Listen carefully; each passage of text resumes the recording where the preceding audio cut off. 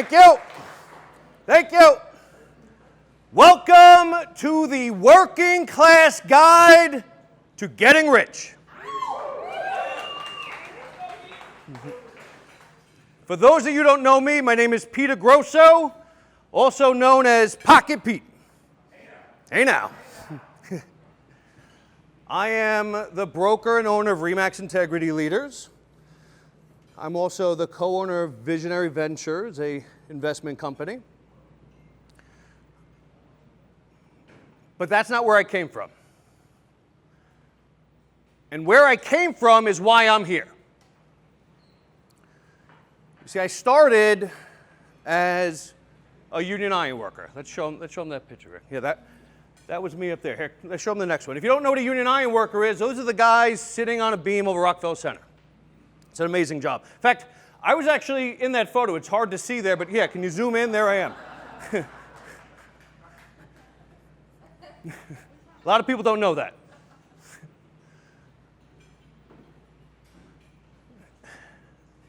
I love that job. Here, we can go to the next one. That was me. I loved it. I loved it every month except for February. February sucked. But when you're in a union, when you're in a group like heavy construction, like being a police officer, that we're gonna have some police officers on stage today, we're gonna have some firefighters on stage today. When you're in that group, when you're in that brotherhood, it's a family. It's something that is one of the most bonding things you can have outside of your family. And I loved it, and we worked hard. It was dangerous, it was fun, but man, it was hard. You get up in the morning, get up 4 in the morning, you drive to get to work, to start early, then you sit in your car all the way home to 6 p.m. to fall asleep in your soup. And I busted my ass. I did everything I could to be the hardest working person on the job site. In fact, one time when I was an apprentice, the foreman looked at me and pointed at a bucket of bolts. He goes, "Get that down there." He's pointing about a quarter mile away. So, me being the gorilla that I am, I picked up this bucket of bolts. It weighed about 225 pounds. All right, so there's some ironworkers in the room, so they know the truth. It's about 180 pounds. There's a 180-pound bucket of bolts. I picked it up, I threw it on my shoulder, and I carried it a quarter mile to that spot in the job site. It hurt. I wouldn't be seen letting go of it. My shoulder hurt, my body hurt, the pressure on me was great, and I put one foot in front of the other, and I kept going, because that's what we do. And I dropped it in front of him with pride, breathing heavy, and he looked at me and said, "Why didn't you take the truck?" See, there was an easier way to do things. But I just thought brute force and just getting up and grinding was the way to do it. Because that's what's ingrained in us. But I was going to be something in that career. I even thought I was going to be part of the political establishment there. I had aspirations to be great there. Until one day, I'm working on Citi Field, Met Stadium, and I'm walking across a beam, and I was walking across some decking that was supposed to be tied down, and it wasn't, and I fell. I fell 18 feet to a lower roof, and I broke my ankle, my leg, and my back. And I'm laying there at the second highest point of the stadium with a broken leg, knowing something's very wrong. My ironworker brothers all gathered around, somebody slid down they were building the scoreboard, they slid down off the column. My friend Sal got down on a knee, he looked at me, because we're brothers. And with love in his eyes, he looked at me and he said, "Pete, are you going to eat lunch?" That's our humor. We have dark humor, which Vanessa learned at a funeral on Monday. But really, we cared. But I was wheeled off. So they had to actually use a crane to lift me up, by the way. They put me in a cage, lifted me up with a crane, dropped me down the Pitchers Mountain City Field. That was my last day as an ironworker. And I knew when I was laying in that hospital bed that was it. I didn't know where my future was going. I didn't know if I'd have a future. And I'm not embarrassed to tell you I shed a tear in that hospital bed because I had plans. I had aspirations. And now, as far as I knew, I was going nowhere. And for 3 years, I had surgeries. I walked with a cane. I struggled to have self-worth, to have a purpose. I weighed 360 pounds at some point, and I didn't know if I'd ever have a place on this earth to create value for people. I'm going to hide that now. But you can see things can change, right? Things can change.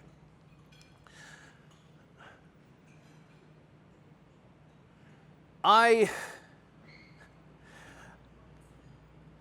spent a lot of time trying to figure out what I could be.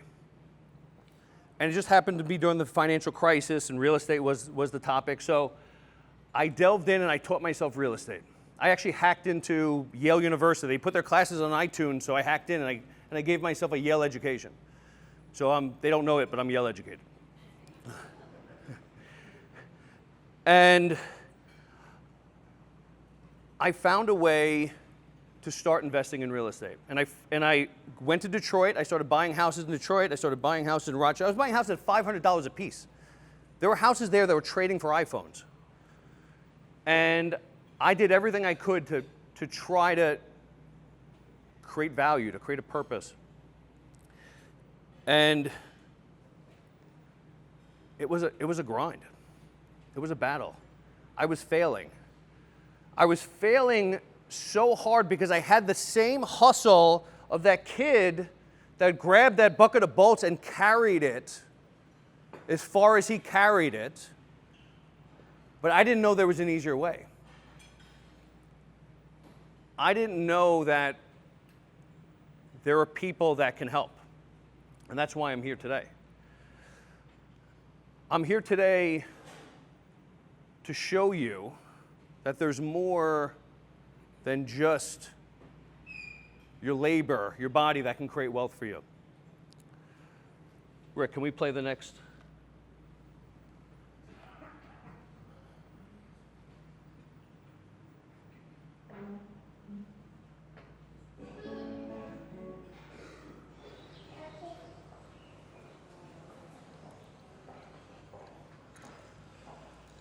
Daddy is the sweetest daddy in the world. Daddy is the most handsome.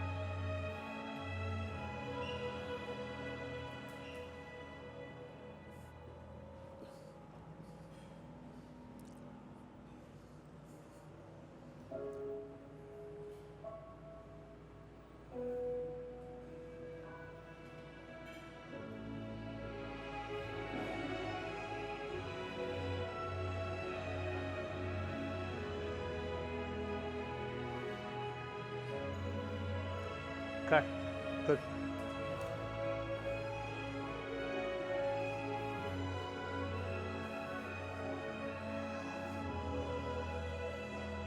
I'm good, Rick. Yeah. So, if you didn't get emotional when you saw that, you're a psychopath, by the way. I had to watch that 1,000 times so I'm not crying on the stage in front of you guys here today. Because I'm sure all of you in here identify with that video. I identify with it twice. I see my mom there. Hi, Mom. There's my mother there. Yeah.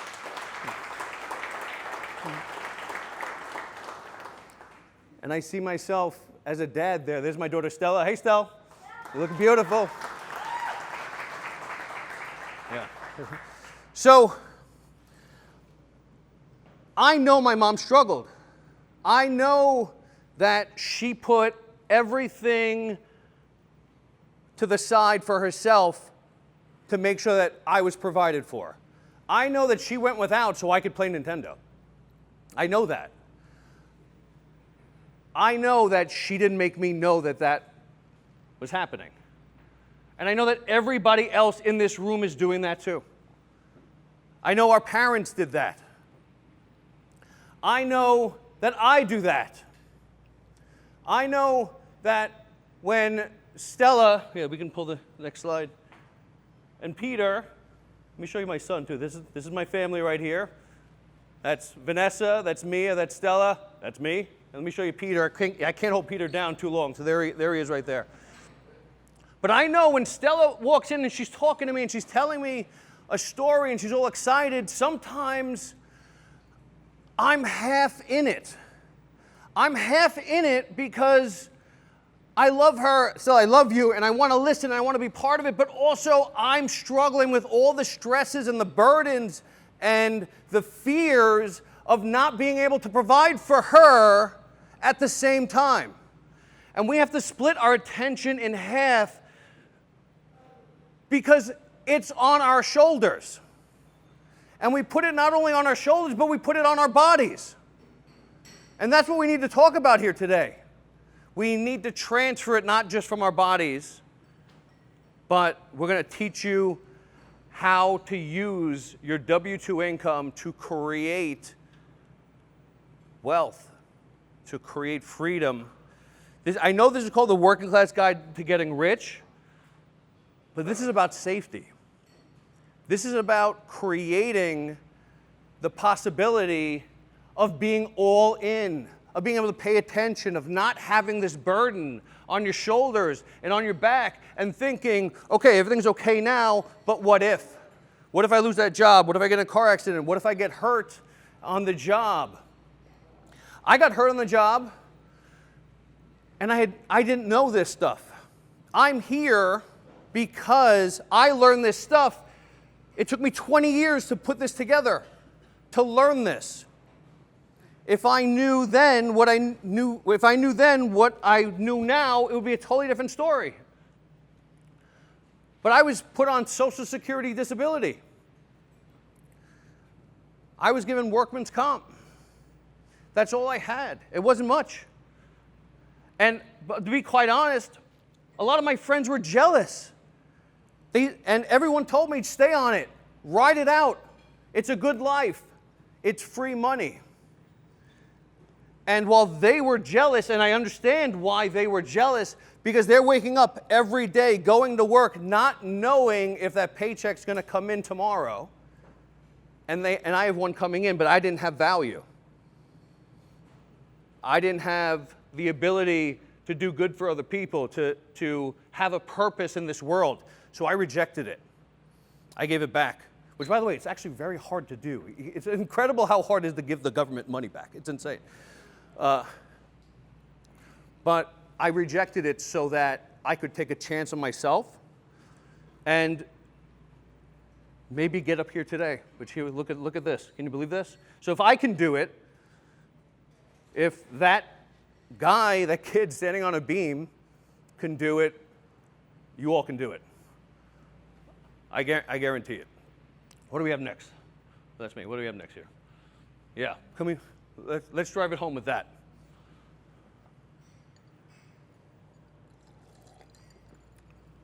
This is something else that resonates.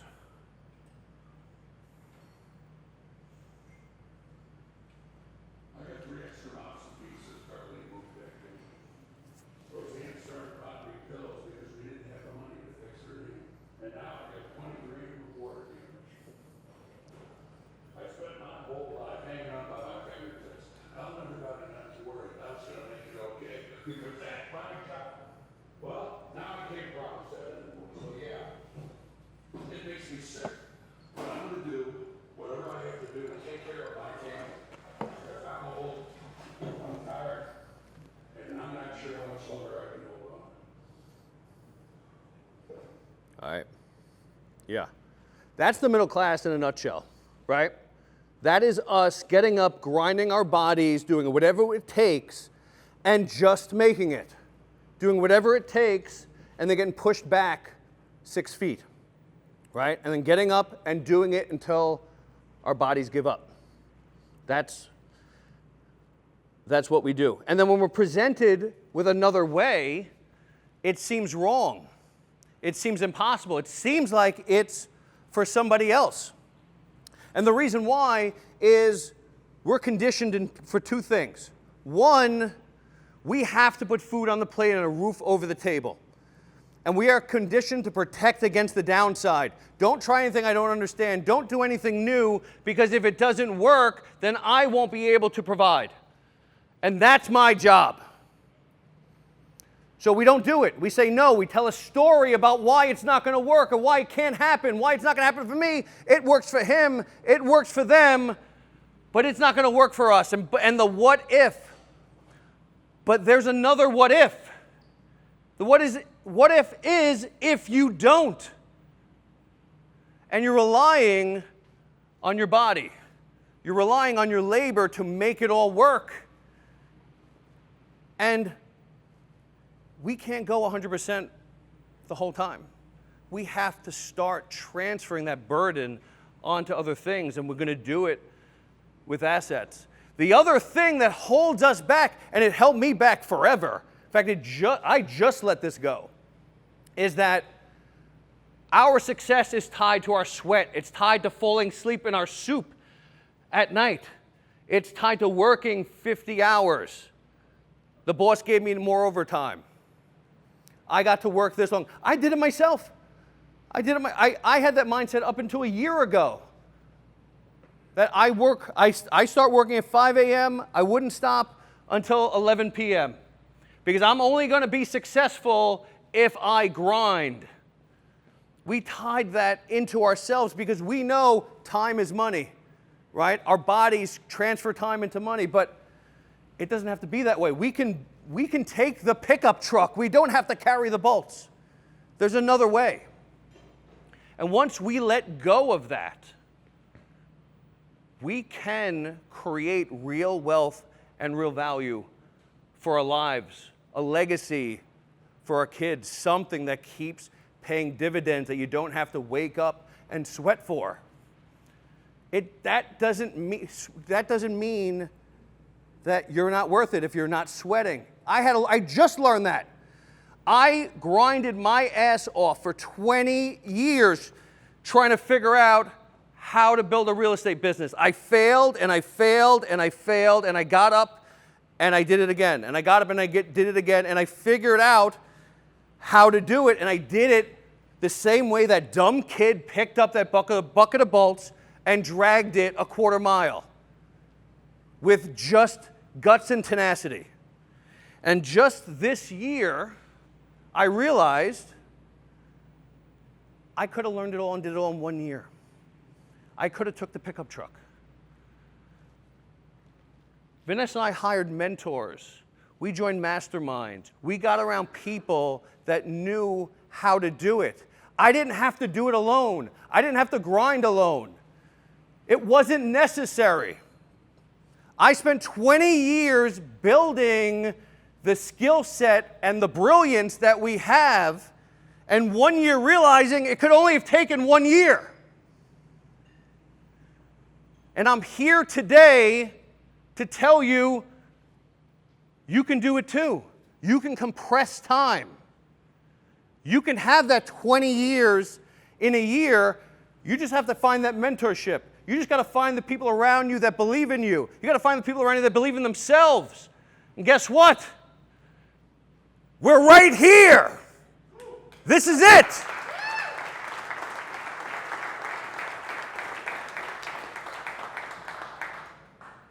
This is the blue collar empire.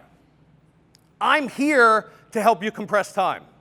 And I'm not going to do it alone. We have our speakers here today, and we have this whole community to help each other grow. When we leave here today, you're going to have a path. You're going to have places that you can go, and we're going to build a community that changes the mindset of the middle class and creates opportunity so that we don't have to live like Dan Connor anymore. As much as I love him, because he's one of my favorite characters on TV. We don't have to do that anymore. We're going to do it together. Welcome to the Founders Room. You did it.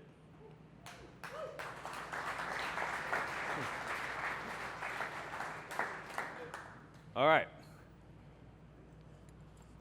I'm going to teach you guys some stuff now. All right. So, first and foremost, real estate investing is not one thing. When you say, Pete, I want to flip a house. Pete, I want to buy rental properties. Pete, I want to wholesale. It's not that thing. It's broken up into three things, because each thing, there's finding the opportunity. Each one of these things is a skill set in itself, and people create careers and income from those things alone. So once you learn what it takes, you may be a little overwhelmed, and then you can go, you know what, I'm just going to pick one. Because if you find the deal, I promise you, everything else will come to you. If you have the team, guess what? The deals will come to you and the finance will come to you. If you have the finances, everybody loves you, right? So, and I'll teach you how to find the finances. So finding the deal can start with your team, with the community, with your union, with the people around you. You get to just tell people, I buy houses. Right? Right, Dan? That's it. Yeah, Dan, the home buyer man. So you just got to tell people, I buy houses. I buy them cash, and I want to solve people's problems. And you just take it from there. We'll guide you on what to do from there. But the first thing to do is you can't be shy. You got to let people know that you buy houses, and you're ready to help people with any problems. There's a ton of marketing that you can do. We're gonna dive in deeper with all that, but you start by just saying, I buy houses. And you let everyone know if they have anybody that's in distress, in a situation, looking to buy a house, you start there. Or you just start looking. If you want to flip houses, that's how you start. If you want to buy rental properties, which is something that you're going to do in your life, you just make sure the numbers work. You can find them a number of ways. You always tell people I buy houses, but you're always on the hunt. You're always on the network to make sure that you're looking for the thing that fits. Building a team, we're going to teach you how to do that. Building a team is basically knowing all the people that know how to get things done and do them constantly. Okay? So that's attorneys, lenders, title people, things like that. You want those connections. If you don't have them, you're going to join our group, or you're going to join the local RIA, or you're going to talk to any one of the investors or our sponsors here tonight, because they have the contacts. Ask any of them. We have Chris Dolger here. We have Cliff Delisle. They're the best attorneys that exist. There's really nobody better. So you're already here. Take their card. Okay? When you find that deal, you know who to call, because having the right people makes or breaks a difference. It really does. And then finances. You get to learn how to find the money. You don't need money. I'm going to talk through a couple of things that we've done, but you don't need money, especially if you have the deal in the team. The money will find you. The money wants to find those deals. They want to finance them.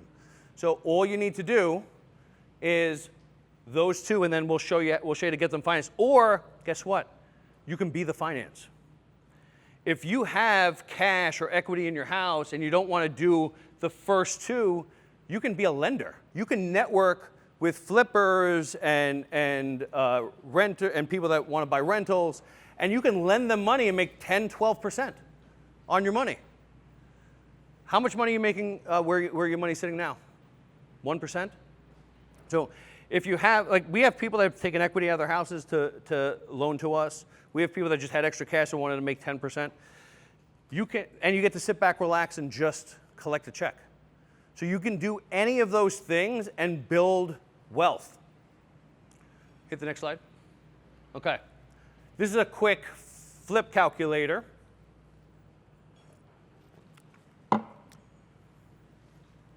You have to, the most important thing I'm going to tell you to do is that you have to be disciplined. Once you understand what to do, you got to stay inside the box of the plan, the system. Because if you get excited, I just want to flip a house, I just want to get my first one, I just want to do it, you're going to put yourself in a situation. So what we do is we literally punch it into the spreadsheet, we make the offer, we go on with our lives. It's very simple. So, and all I need is the after repair value, the taxes, what I want to profit, which is usually 10% of the ARV, and the rehab costs. And there's my offer, right there. That's what I'm offering.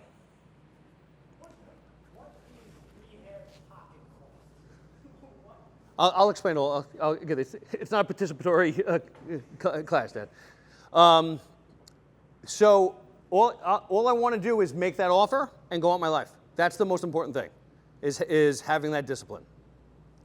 So we're gonna set you up with the tools that it takes to make that offer. When Remodel Rob and I first started, we'd go to 30 houses and make 30 offers on the front lawn. And then we just keep going until we got one. And sometimes we got two. So you just want to stay inside the box. Hit the next one. Okay. Oh, yeah, this is the next video. But hold on, don't hit it yet. I want to dispel the idea that when you're buying a house that's in distress, that you're taking advantage of people. Every time I sit with a family that's in distress, I am giving them all of their options. I am trying to create the win for them, and I'm sitting with them with cannolis, and I'm getting to know what their actual problems are. That's how you're going to create value for other people and build wealth for yourself. Is if you hear about somebody that has a problem in their house or with their house, or they're losing their house, or it's in such disrepair that they don't know what to do. You hear their story. You see how you can help their lives. That's how you win. With this particular house, I sat with these people and I laid out exactly the way that they could put $70,000 more in their pocket. I said to them, you don't want to sell to me. If you want to sell to me, I showed them my spreadsheet. This is how it works. I go, we're a few steps away from making it what I call lendable, and we could put it on the market and you can make $70,000 more. I said, Pete, we don't want to go through that. And they end up selling me the house and a classic car. You don't know what they want or what's right for their lives. But as long as you sit with them and you care about them and you lay out exactly what their options are, once you know what their options are, everybody wins. That's the goal. You want to walk, and so if you're looking at a rental and or a flip, you just want to know your numbers. You're going to walk through, know what the rehab's going to cost. You do your spreadsheet, and then you sit and you listen. And you get to know exactly what it is their problem is. And then you put that deal together for them. And I'm going to show you a job that Rob and I did here. It's real quick. So this is the house we bought. This is the one that reflected the spreadsheet.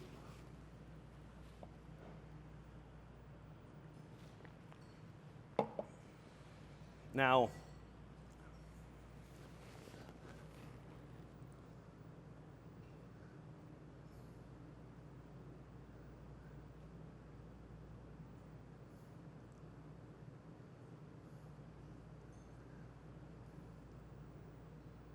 There's the kitchen. That's what we turned it into. Great job, Rob. So we bought this house for $400,000. We used a hard money loan. We paid them, I think, 11% on the loan, and then, which now I think we have it at 10%, and then we borrowed the rest of the money. We had no money out of pocket. So really all I had to do was find the people that need help, build the relationship, and build relationships with the people around me that trust me, that know I know what I'm doing. So I actually sat with this woman. The most expensive thing was the cannolis. The rest was me just sitting with them, getting to know them, putting the deal together, and setting up the loan, calling my private lenders saying, hey, I have another one. Do you want to invest? Yes. Done. And we were able to help this woman. And hold on, we're going to hit play for that in a second. So we helped this woman who loved her house, but she never got to finish it. So we actually got to buy that house, redo it, and we brought it back to her. Can we play the next video? We brought her back to it to show her what we did to her house. So if you're telling me that when people buy houses for cash, that they're taking advantage of people, it's just not true.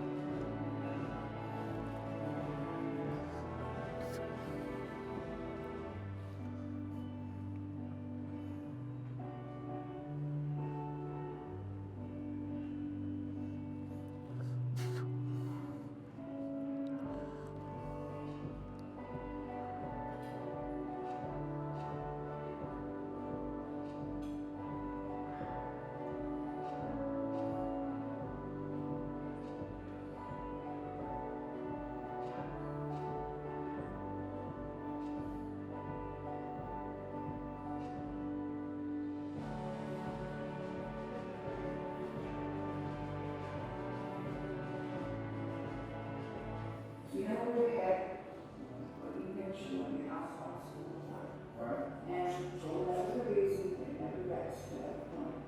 right, And then you walk in, that's right. and it's more beautiful than you can imagine. And this is my culture, this is my people. The house is another day back for again.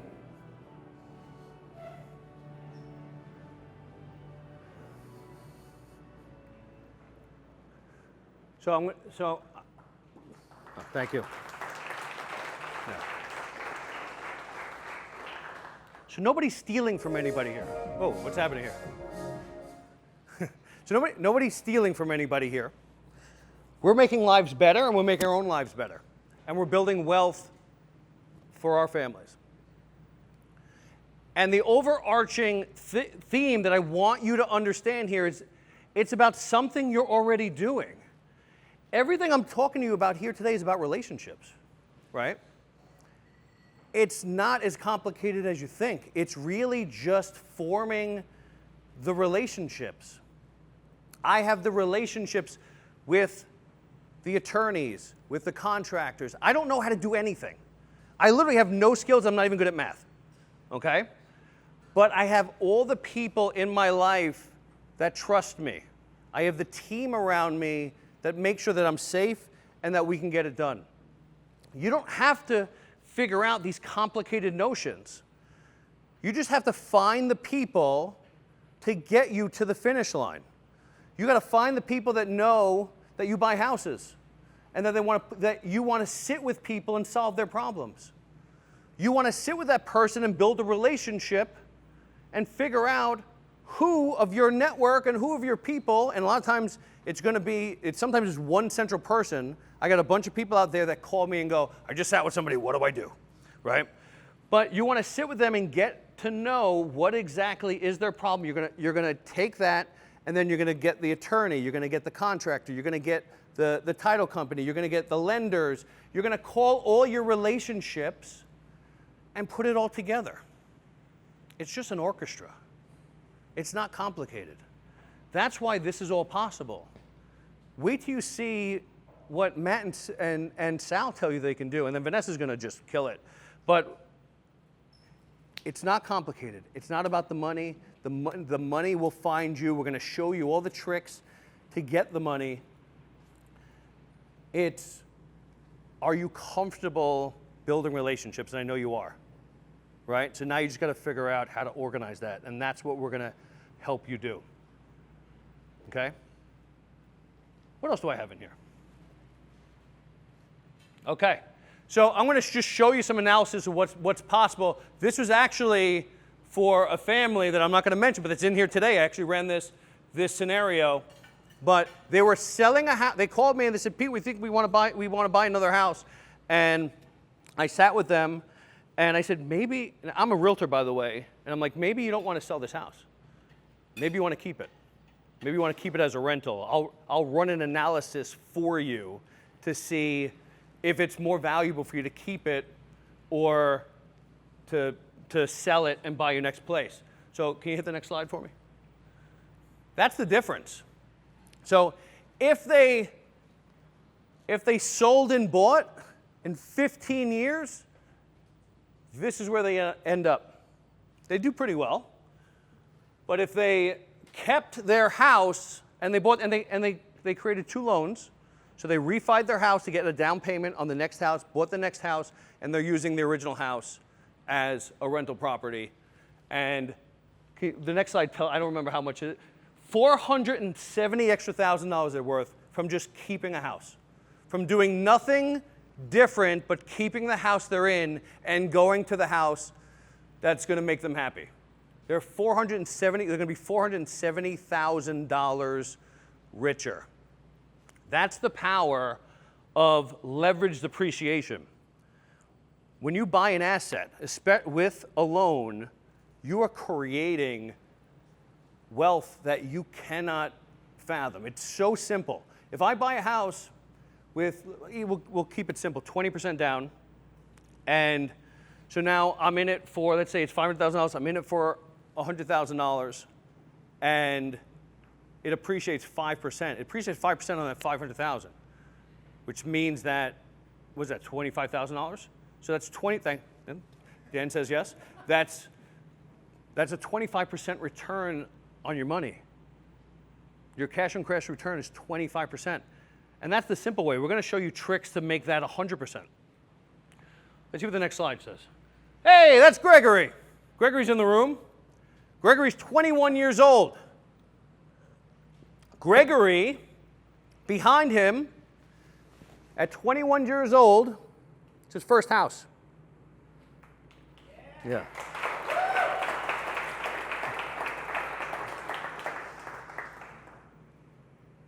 There's 2 other rental properties in that house, plus he's renting out the garage. He's out of pocket, I think he said $600 a month at 21 years old. He bought the house. We helped him get the house. He needed $30,000 out of pocket. Let's see what the next slide is. I think I remember. Okay. So he put $30,000 in, and if it appreciates 5%, or 3%, I don't even know what I did it on, but let's say it's 3% or 5%, it's going to go up $32,000, the appreciation. So his $30,000 investment is creating a net worth of over 100%. That's leverage appreciation.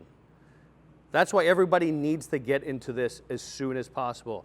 And because he's house hacking and he's living in the house for next to nothing, he's saving for the next one. So where is he going to be in 10 years? Right? Next slide. What's even cooler is you can use the flip strategy to buy rental properties. If you have those conversations and you make a deal to buy the house, you can actually be in it for $0. You can buy the house that's in distress, fix it up, rent it, and refinance it, and pull sometimes all the cash you put into it out and own it as an asset. And be $0 in, which means that you're right back to square one. You can do it all over again. You can stack houses. So if you were to buy a house every 3 years, that would be your net worth in equity in 20 years. In fact, I had ChatGPT give me an equation, go back 20 years. If I bought a house every 3 years, 20 years ago, what would my equity be? That's it, $3 million.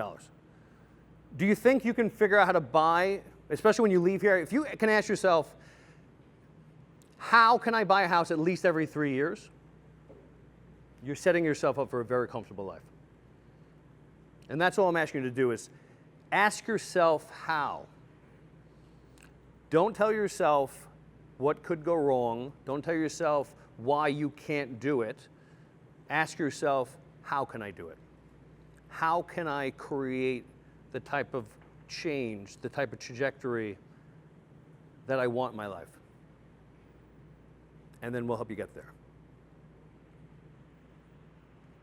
Thank you.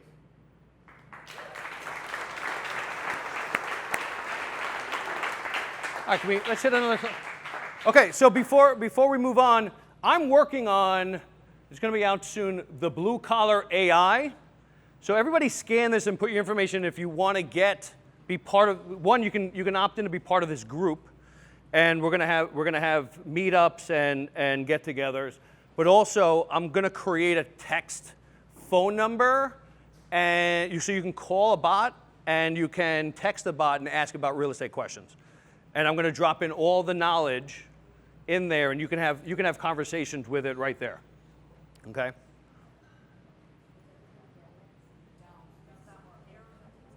Oh, there's an error message? All right, we got. Oh, is no one on Wi-Fi? That's probably. Is that the problem? Okay. All right. So I'll solve it, or you're all screwed. Okay. Okay. All right. I want to thank our sponsors. These are all our sponsors. They're an amazing resource. So everyone, seek out all the people here, and thank them for putting this on. All right. All right. I want to welcome my good friend, Matt Piccaro, the king of the 203K way. Let's go, Matt.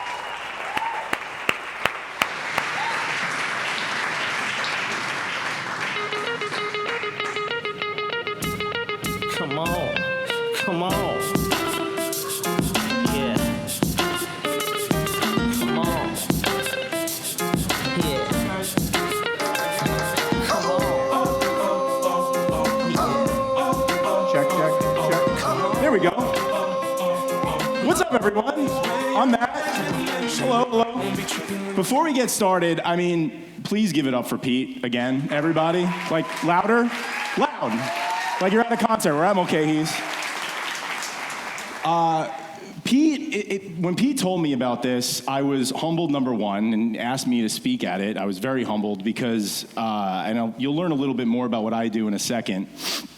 But if there's one person that I know, really everybody that's speaking today, all has a passion for helping others. We could all just take this and not do anything with it and keep it for ourselves. But I know when I first got into real estate and found the strategy that I'll tell you guys about, at the end of it, I just literally was done after, it was a lot of work, but I literally said to myself, why the F do more people not know about it?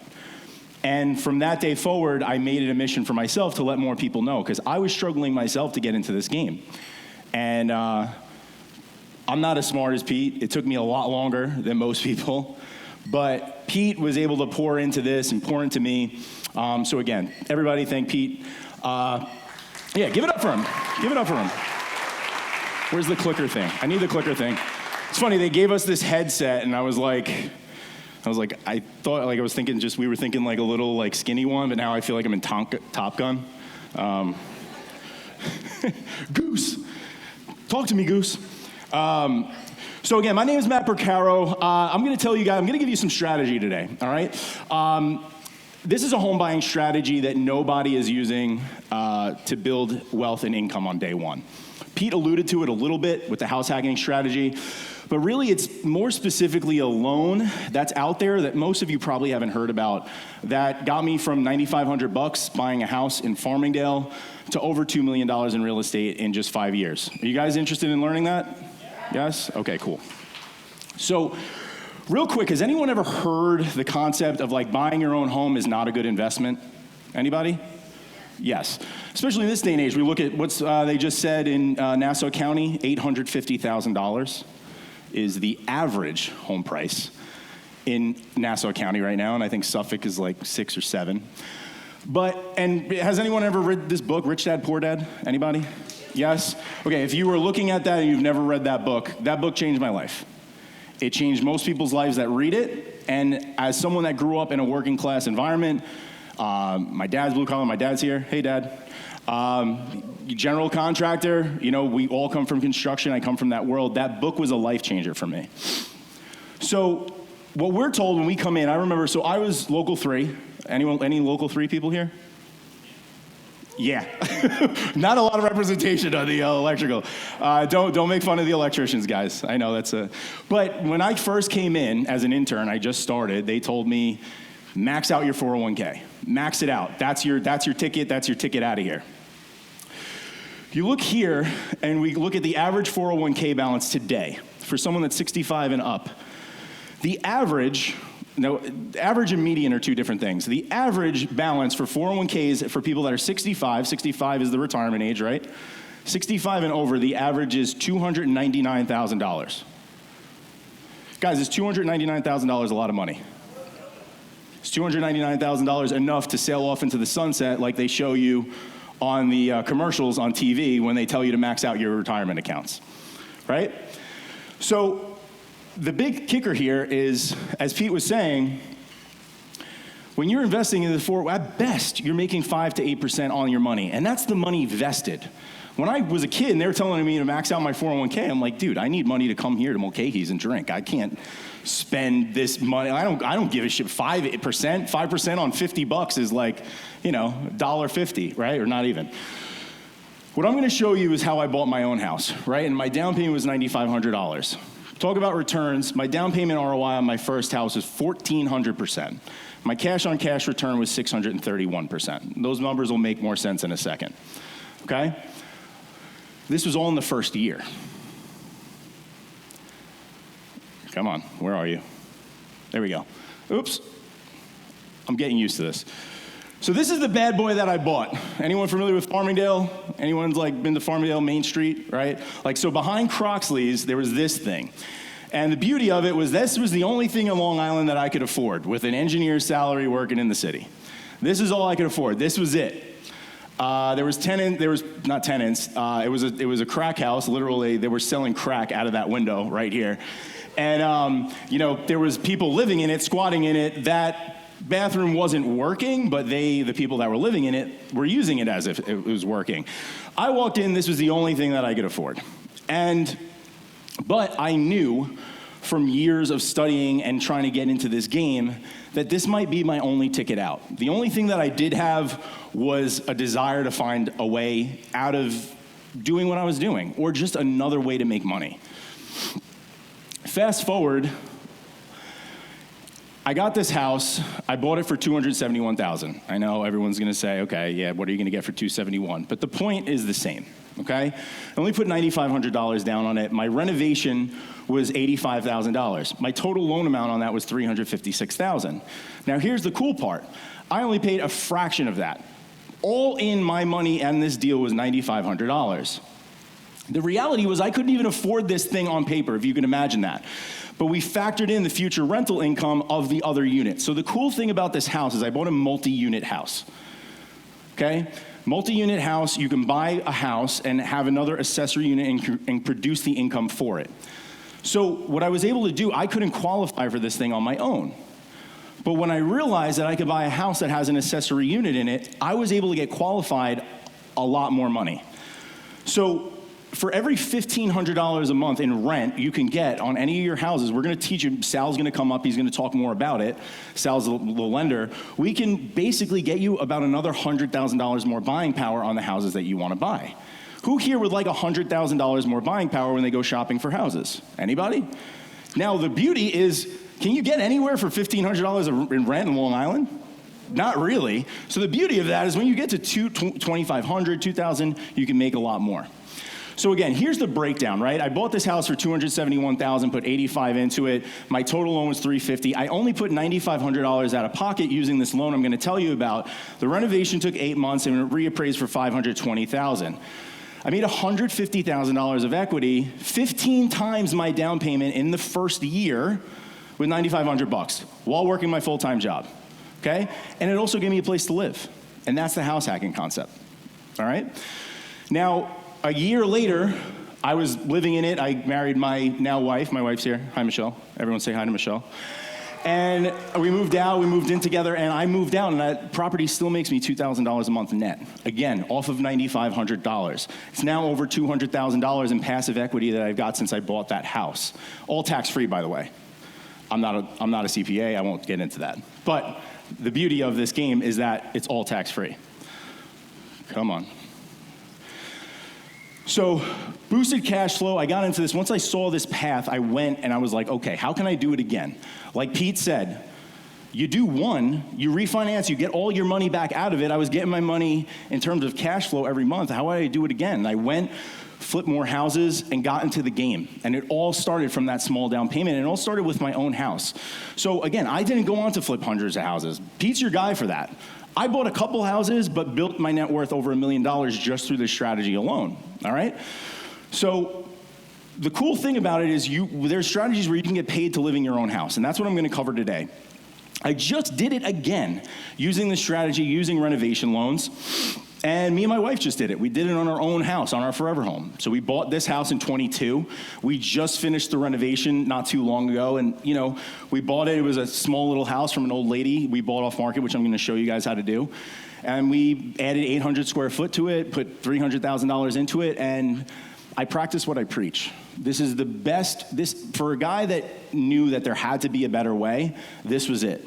This was the way that made the most sense to me, and made the most sense to me in an environment where housing is more expensive than ever, where we feel like our dollar doesn't go as far as it can, and ultimately give me a path and find another way outside of just trading my time for money. So, and this isn't, I don't want to get too much into this, but I did this and I finished the house and I realized, how the heck do more people not know about it? And I started talking to more people about it. I helped my friends do it. I helped my family do it. And more people started asking me how to do it. TJ worked in New York City. He did the same thing. He bought a triplex, built $95,000 in equity, and went on to buy 30 more units in 2 years. All starting from this one. Everything starts with the one. This is the hardest thing for people to understand. Once you get the one, you can make it just snowballs. But the hardest part sometimes is getting that one. And once I realized when I got that one that I could leverage it into more is when this game got really fun. He went on and did the same. Tim's actually here. Where's Tim? Give it up for Tim. Tim came all the way from Florida. to be here. Tim's one of the guys that I helped with this process, taught him what I'm going to teach you.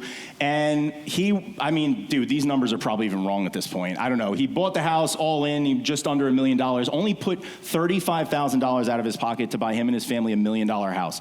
Built $500,000 in equity? $500,000 in equity while he was working in FDNY, and now he's full-time real estate, right? So give it up for Tim again. $4,000 a month cash flow. Guys, the beauty of this is you can make your own house an asset, a true asset. So again, I don't want to get too much into who I am and how I discovered it all, but this is me. This is a really funny picture I found in my camera roll. But I was in the engineering side of Local 3. I was the guy that probably a lot of the guys in the field would always yell at. But at the end of the day, I'm wearing that funny picture and those funny glasses because literally I was on the computer so much that my eyes were causing me to be dizzy 24/7. I was actually causing myself to go cross-eyed. So this was the awesome, I don't know, contraption that they put on my face to try to help me with my cross. I was literally going like physically cross-eyed from being on the computer all the time. And it was just one of those things where I knew that after reading that book and after getting started into the game, I came from a family where, again, blue collar, working class. My dad's a contractor. I saw the good when times were good, but we also saw that when the times were bad. And I knew that from an early age that money is not the root of all evil, but it could be the root of all stress. And what I wanted to do was just find other ways to make sure that I wasn't constantly trading my time for money and not being kind of victim to someone telling me when I can get time off. Local 3, for the first 8 years, you get 10 days off a year. And for me, that was really hard to handle. Commuting 3 hours a day into New York City, and that's not to say, and I did all this while I was doing this. This isn't to throw it. The whole point of what you being here is how do you get started doing this, all right? Nobody ever told me this game. I had to go out and find it myself. And I read books, I did all the studying, kind of what Pete talked about just trying to learn. And you guys are, everyone, give yourselves a hand for being here. You guys can be anywhere. You guys can be anywhere on this Sunday. It's beautiful out. You guys can be anywhere, but you should congratulate yourselves for investing in yourself because everyone wants to make money. Everyone wants to invest in real estate. People tell me, oh, I want to invest. How do I invest? I'm like, you got to get out there and do it, man. Everyone wants to do it, but you guys are actually doing it. So you got to give yourself some credit. So that's what I was doing. I was coming to events like this. The way I found out was I was just looking at people who are doing it, and how do I find out? And that's how I found out about something called the 203K loan. And it absolutely blew my freaking mind because in 4 years of researching real estate, learning about it, nobody ever told me about it. I talked to lenders, I talked to realtors. The best I would get was from realtors that would be like, oh, it's a pain in the ass, it's too much paperwork. Guys, I just said I built $1 million net worth off of renovation loans just like this. Is there anyone here that won't do some paperwork for $1 million? Yeah, all right, Sal. We all aspire to be like Sal one day. Sal has someone else do the paperwork. But the 203K loan is a loan that nobody talks about it. Nobody talks about it, nobody knows what it is, and the people that do know about it, they try to keep you away from it. Because a lot of lenders out there, your average lenders, your average real estate agents, they're just working on commission. So even though it can benefit you tremendously like it did for me, they don't want to tell you about it because it doesn't benefit them financially. I just told you guys, does that benefit me and my family financially? Me and my 2 kids. If, God forbid, I find my way onto that train platform, fall off, get hit by a train, at least I know that my family has a nest egg. That's what it's about. So nobody out there can tell me that it's not worth it. And here's the beauty of it, right? The 203K, so it gives you a multitude of different things. It's an FHA type loan. Is everyone familiar with FHA loans? So FHA loans, people think that you have to put 20% down on a house. Now this is for your own house or your own property when you basically turn it in, you buy it. But ultimately what I wanted to do is I wanted to buy a house and turn it into a rental, right? So what I did was bought this house with this loan because I knew that, much like what Pete teaches, if you could find a good house that needs a lot of work, like that crack house, but if I got all the money I needed to renovate it and only had to trade the bank 3.5% of getting all the money to buy the house and all the money to renovate it, I actually had a shot. So I found out about this. I'm going to read from this real quick. I don't like reading from slides, but it gave me all the money to buy the house. gives you all the money to renovate, including a contingency. So we know we all work, who here works construction? Does stuff always goes over budget, right? That's built in. They know about that. Here's the kicker. You can buy up to a 4-unit property with this, okay? Now I'm gonna teach you the type of properties to look for this, but ultimately this is the kicker, because this is what allowed me to actually afford something on Long Island, even as crazy expensive as everything is right now. And there's actually been some new guideline changes. Sal actually might touch on it as well, that a lot of the houses on Long Island right now qualify for this, even if they're not a duplex or a triplex or a quadplex. And this has been a huge game changer in the last 12 months, okay? You can wrap in closing costs. Sal can maybe touch on that a little bit. So when we talk about a down payment, people are like, oh, $9,500, that was just your down payment. What about closing costs? I said I had it wrapped in. It's all about finding a good deal. When you have a good deal, you can basically, as Pete said, you bring the deal, everything else falls into place, right? Here's a big kicker, okay? You can buy this house. Now, I did it when I bought mine, but so everyone's thinking, okay, well, I buy a fixer-upper. If I have to live in it, how the heck am I gonna live in it if it's a construction zone? They thought of this, they know about that. So they actually give you the ability to wrap in up to 12 months mortgage payments into the loan now. When I did it, it was 6, and I did that. So when everyone says, oh, out of pocket, what about mortgage payments? It's wrapped in. My tenants paid it. So guys, who here would want to buy a house for $15,000, $20,000 now? Let's be fair to the market now. 20 grand down, you renovate it, and you're building equity on it, all this stuff, and you literally don't make a payment. Who here wants that? Imagine not even have to pay holding costs while you're holding it. Pete, you wish you could hold it without holding costs? He wants it right now. Sign him up. This is this stuff about knowing and just being put in the right rooms where people know how this stuff works, okay? So the secret sauce was I found this loan, and I found out how to invest in real estate, again, from being in the right rooms, and that's what kind of birthed the 203K way. And this is my community, and this is my whole thing that I've been doing for years, and I have a couple people that are part of it. Charmelee's here, Tim's here, Mike's here, that are part of the community, and we're all doing the same.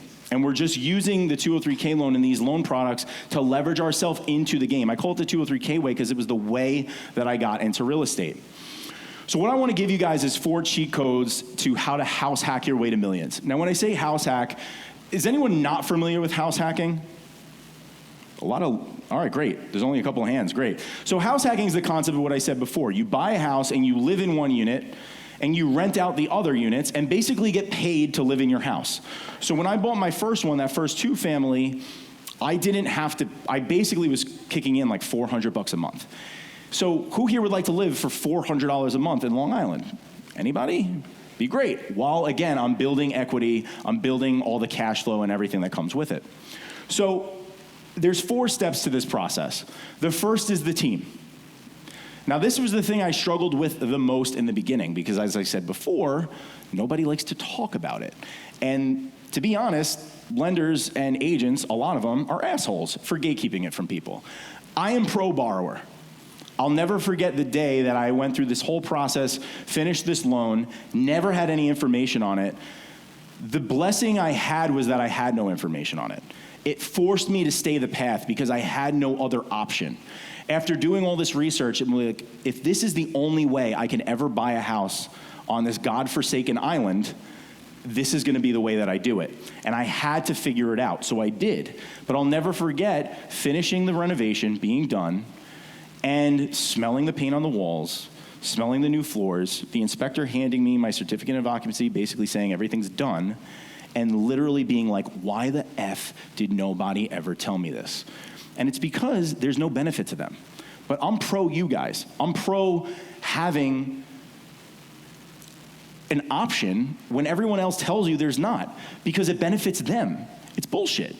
It's bullshit, and we need to change the game. That's why being in places like this are better. So, again, part of the team is you just have to have the right people. Great thing is you guys are already here. And we have a lot of their team here. You have your lender. Sal's going to talk in a second. The reason I started partnering and doing business with Sal was because when I came to him with this, he was like all day. Because Sal, just like me, just like Pete, are very pro borrower. We're pro you guys. We want what's best for everybody. Most people don't want that. It's a dog-eat-dog world out there, unfortunately. And that's the way it is, but I knew that I would never go that route. 203K consultant and home inspector, we have those around here, easy. Contractors, there's contractors in this room. Contractors, we have that for you. Realtors, we have that for you. The reason I started working so much with Pete was because he was one of the only realtors, when I mentioned 203K, didn't go like, ugh. Oh, 203K, it makes my commission, oh, it takes too long to close. Wow. He's like, I did one. It was one of the best things I did, right? I did one. Like, okay, he's the guy I want to hang out with. So you guys are in the right room, okay? So building the power team. Leverage my network. I think this QR code works. But if not, again, you don't have to just take a picture of it for later. We have the team. Lenders right here. You have me. We'll help you get all this stuff that you need if you are interested in doing renovation loans. Okay? That's a quick form. You get connected with us. We'll help you out how to do it with our lending team. Because the lender's the quarterback.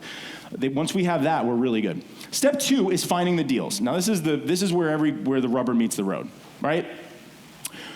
This is a little hard to read. I realize that now.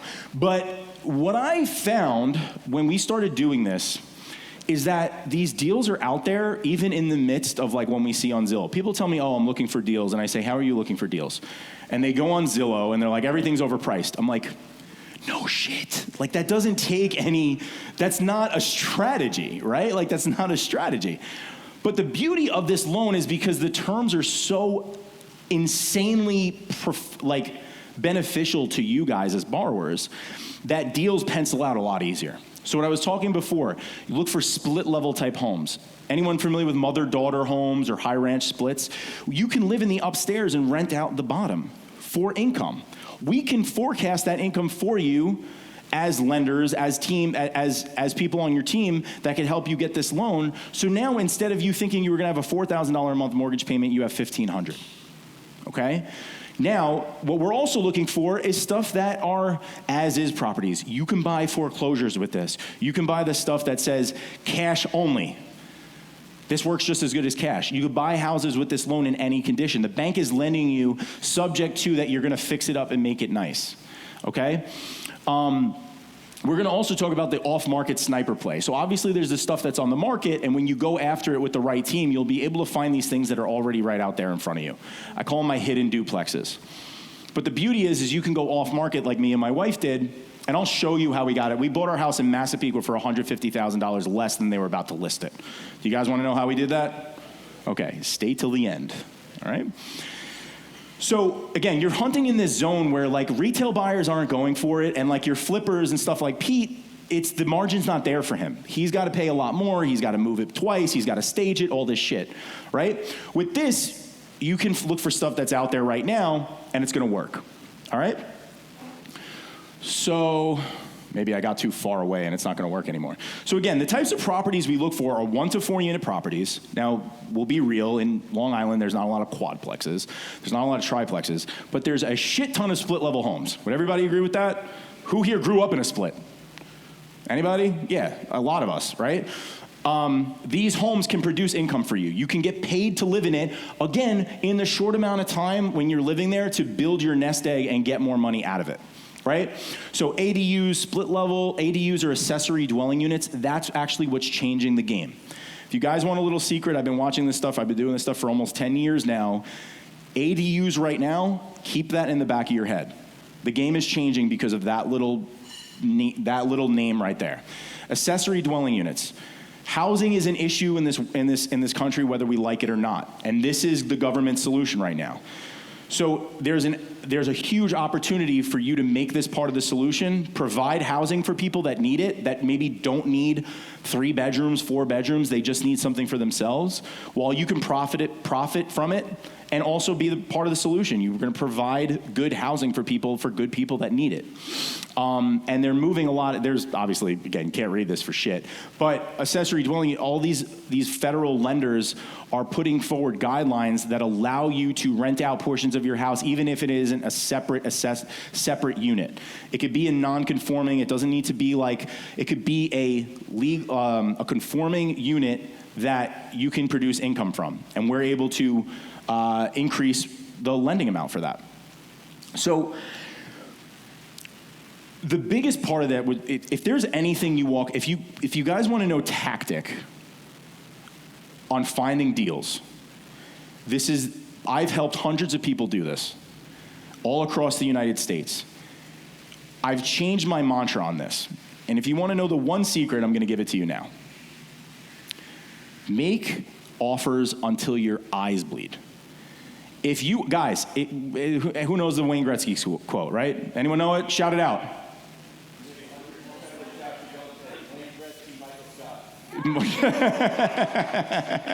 Yeah. I declare bankruptcy. You miss 100% of the shots you don't take.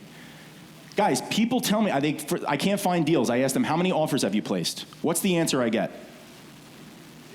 Zero. There's nothing to afford. If we all, dude, if asking price was what dictated the market, we'd all be bajillionaires.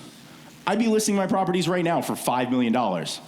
Asking price is just that. You don't know, as Pete said, you don't know what positions people are in. You don't know what type of distress they may or may not be in. And here's the fact. 99% of them aren't going to be in distress. They're really not. But you have to hunt, and you need to cast the widest net to make it happen. So what you do is you go out and let everybody know that you're in business. Let everybody know you're looking for a house. Let your mailman know. Let your barber know. Let your, your landscaper. Everybody needs to know that you are in business looking for a house. Tell them your criteria. Facebook groups. Craziest thing. We did it when we were looking for our own house. I was just posting in like moms and dads of Massapequa. I don't even think we were a mom and dad yet. Like, hey, we're looking for this, and you get who are the people that hang out in Facebook groups all day? Like old ladies named Karen, right? That are just like they're the neighborhood watchdogs. I would get people. There's this ugly house on the corner. It's been nasty for years. Come buy it. This is how we get leads. You have other people out there doing the work for you, but you just have to let them know that you're looking for it. So you go through this process, you find these properties, we wrap in the closing costs, we get you the bid on the contractors. Now the biggest thing I like to talk about this, if you're ever doing a renovation, just always get 3 bids minimum. Because without that, you have no comparison.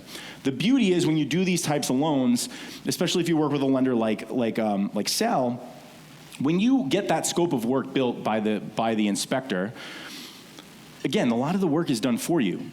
We talk about building the right team. Like if you have the right team, they're going to do their job. They're going to build out the scope. We're going to go inspect the property and write down everything that needs to be done in a really nice, clear, concise manner.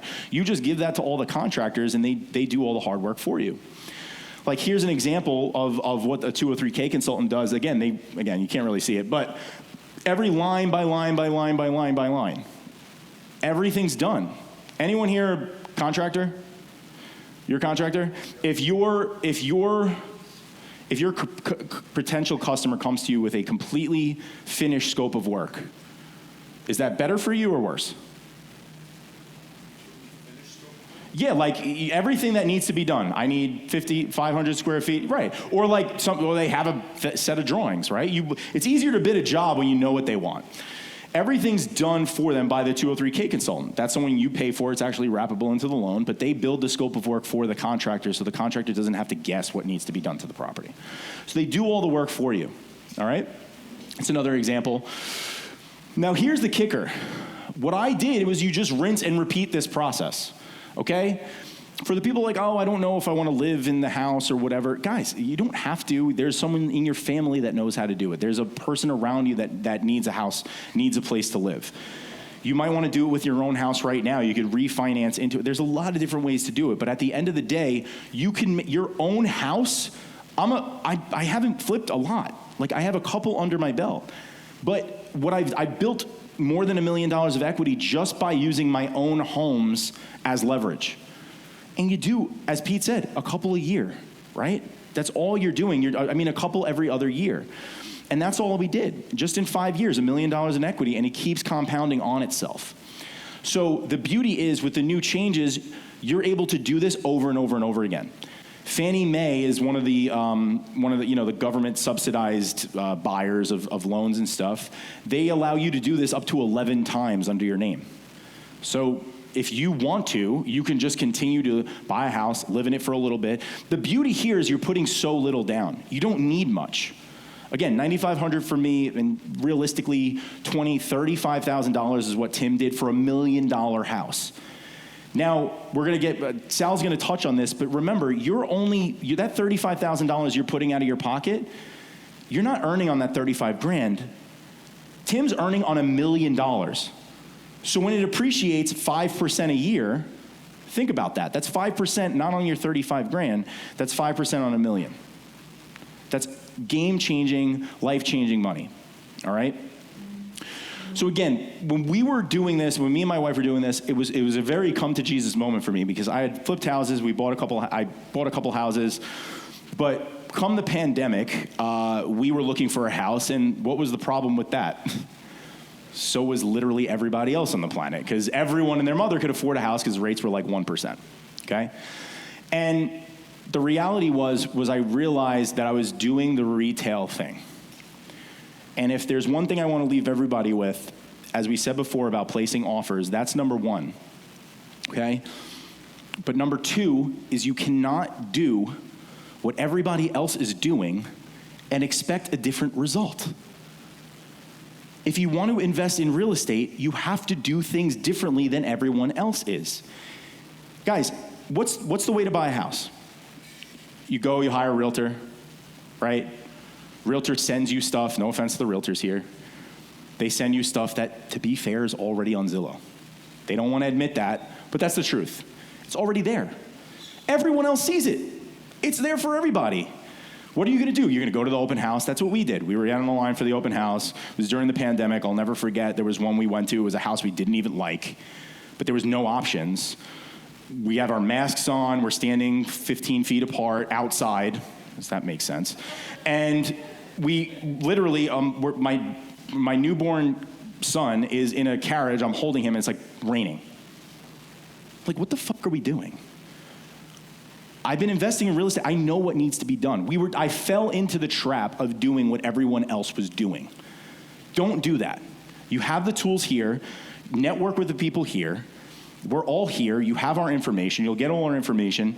Do it differently. Place more offers. Go out there and do it. This right here was the way we changed the game. Remember what I told you guys before, how we found our house for a $150,000 discount. We did it differently. I wasn't going to let the market and the agents just be like, here's another one. Yeah, I know, it's got 70,000 saves on Zillow. I want it, so does everyone else in the neighborhood, right? So I got creative. I went off market because I knew this worked in my flipping business. Really fun story, really quick. Does everyone know Rex Heuermann? The serial killer, the Long Island serial killer? Everyone familiar? Okay. Really quick story about that. So I'm sending mail, in my flipping business, we would send direct mail to sellers because I'm like, I want to get to them immediately. So we knew the whole story. I'm watching the News 12 or whatever. And they show his house. It's like 3 or 4 blocks away from my wife's house where she grew up. I'm like, we've been trying to buy that house for years. It's a piece of shit. I'm literally thinking to myself, like, there's pictures of me and my wife and, like, my dad on this dude's, like refrigerator, probably. Like, oh, when I want to sell my house, when I'm done killing people, we're going to call them. Wildest shit ever. I think Danny's here. I think you were the one that grabbed that. Yeah, it was like, because I'm buying, and if anyone's seen the picture of that house, it's a piece of shit. It's perfect flipping house, right? So I was mailing to that like crazy. Sure enough, I looked at my system. I sent him 10 letters, 30 letters, 20 letters. So anyway, yes? This strategy, your show. Yeah. I bought 3 houses because of this strategy. Personal letters to direct sell. Yep. I can attest. 3 of my rental properties because I did this method. Guys, if you do nothing else and learn nothing else, be consistent with this. Me and my wife drove the entire neighborhood we wanted to in Massapequa. We wanted to buy in. And at times, I don't know, at times you didn't believe that it would work. And I didn't know if it would work either, but I knew I had to try. And we drove around, we went around, and we built up a list, and we had handwritten mailers in envelopes that looked like birthday party invitations, and the response was amazing. Because I wrote a very simple statement: my wife and I are outgrowing our one-bedroom apartment. We're looking to move back into Massapequa. We'd love to give you a private offer for your house. Now, if you're not doing it to live in, just change it to your story. Put a picture of yourself on there. You're not a faceless entity. You're a person. We just talked about it before. Like Pete was talking about it. Like, you have to have a relationship with these people. It's a relationship business. And I put my number and said, call or text me to discuss. It was crazy. We got a lady, this little old lady, that called us up, and she was like, I'm about to list it with the agent. Do you want me to give them their listing? I'm like, no! Do not go to the agent. Again, no offense to agents. I was like, I will come. We'll buy it off you. You don't have to do anything. We went to the house, like literally the next day, when it was like the sweetest thing. She had like music playing. She had like candles on. It was like the nicest thing. And ironically, it was literally like down the block. 5 houses down is on the same street from the house that we missed out on that we wanted more than anything. So it's crazy to think that just because we did things a little differently, that not only did we get a house right down the block, it was a nicer house, we loved it. We did something outside the box, and were able to buy it for $150,000 under what they were going to list it. They were going to list it for $750,000, and it was worth every bit of $750,000 in the area we were looking. And I told them, hey, listen, I could buy the house. You don't have to worry about anything. Their biggest concern, people, why would someone sell you a house at a $150,000 discount? Listen to this. Because they didn't want to clean it out. They didn't want to clean it out. That was it. Think about it. Emotionally, the children lived out of state. They didn't want to go through their parents built this house in 1957. Built it. The guy was a civil engineer. He had passed away. Literally, I have the drawing of the house. Coolest thing ever. And literally, they did business with us because they knew who we were. They knew our story. They said, we want to sell to a nice family.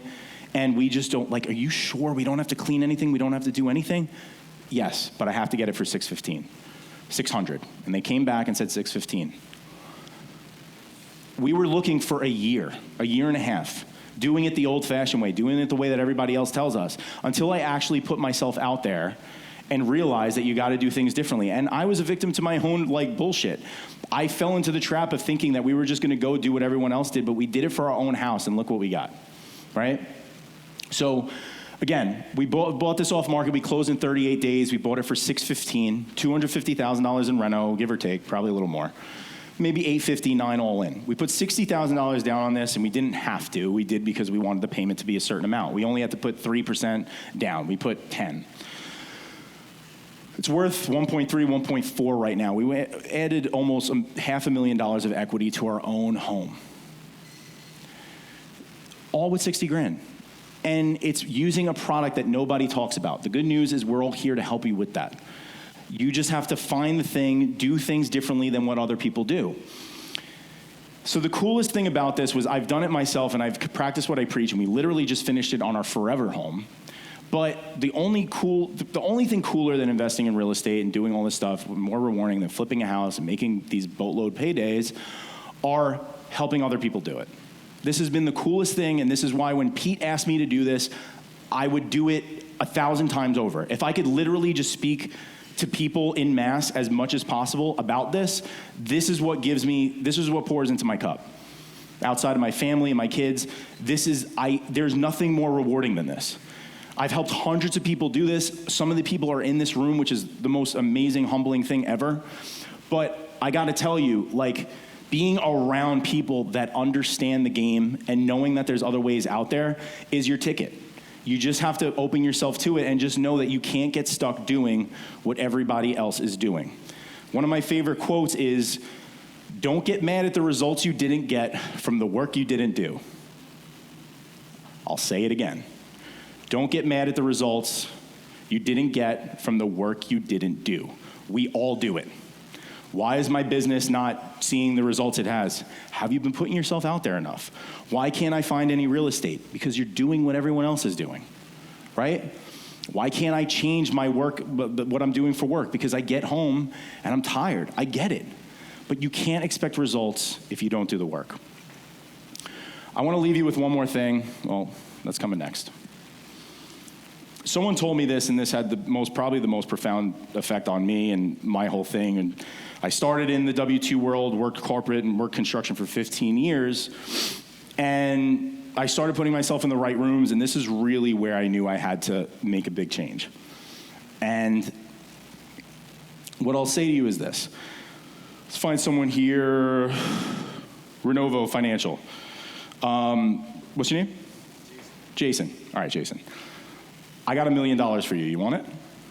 Okay. We'll just give me your wire info and everything. I'll send it over later. Sure? Okay, cool. There's one thing. All right? You got 24 hours left on this planet. Cool? You want to send me the wire? No. $1 million, dude. You don't want $1 million? This fucking guy doesn't want $1 million. What an idiot. But you only have 24 hours left. Is that the kick? Is that the problem? All right, cool. So we'll up it. 10 million. No? $10 million. Not $10 million. Not for 100? No. So what you're telling me is that you putting 2 feet on the ground tomorrow is worth more than $100 million.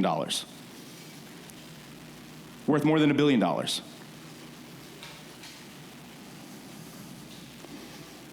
But we're still stuck trading our time for money, and I was told that I was worth $50 an hour, $60 an hour. I just got told that, I know that worked for me. I'll have like some wise ass answer, like you'll get someone to be, well, I'll take the 500 million and give it to my family. You think your family, guys, if your family would rather take the 500 million and off your ass, then you're missing the point, man. Then you're in the wrong spot, right? You're in the wrong spot. So guys, you putting 2 feet on the floor tomorrow is worth more than any amount of money on the planet to you and your family. So just think of that. Every minute you spend in your day, is this the best? We all are victim to it. I'm not speaking up here from a pedestal. I'm speaking up here because this helped me. Go out there and take advantage and see every day how you can leverage your time and trade and leverage your time for your dollar and not the other way around. All right? So I want to leave you with one thing. Again, I didn't want to go too technical, but if you want to scan this, I think this one works too. But if you want to go ahead, scan this QR code. There's a little Google document. There's a lot more stuff about it. Obviously, there's only so much time I have with you guys, but just know that everyone here wants you to win. And again, it pours into my cup. I've seen what it's done for me and my family. I've seen what it's done for people in this room.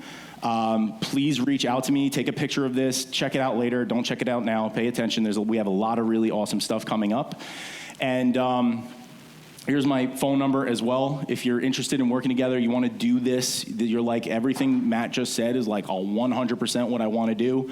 That's my personal cell number. You guys are all family to me and to the group, and it's a testament to Pete and what he does. And again, give it up for Pete, please. Give it up for Pete. Nobody's doing this, and more people should. So that's what I got. Thank you guys.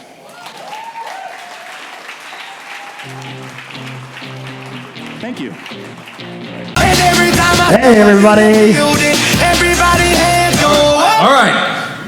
All right, all these guys on stage get up and go to work every day. And they're doing it, okay?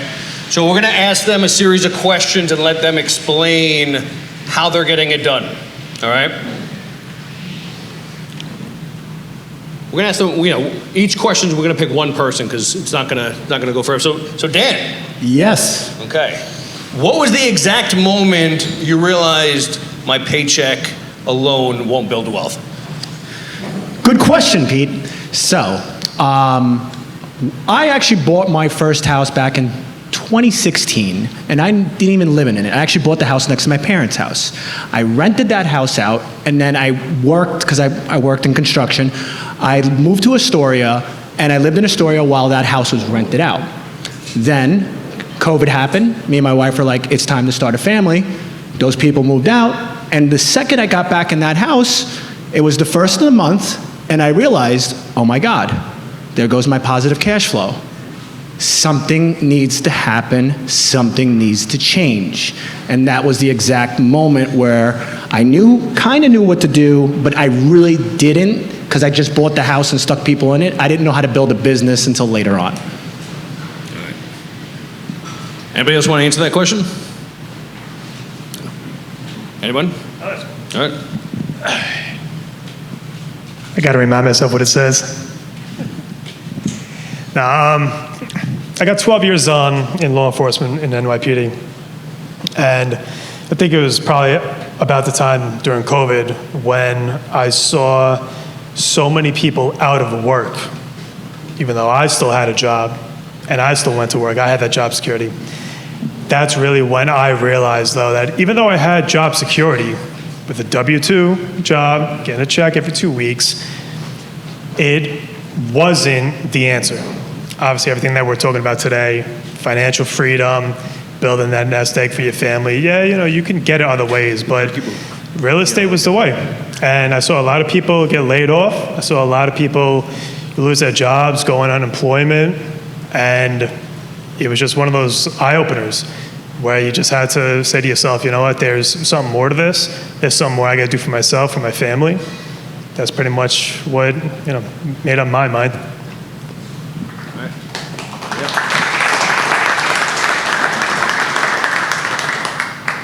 All right. You're still working full-time. How do you carve out the hours for hunting for deals, contractors, and tenants? Officer Cruz, can you answer this?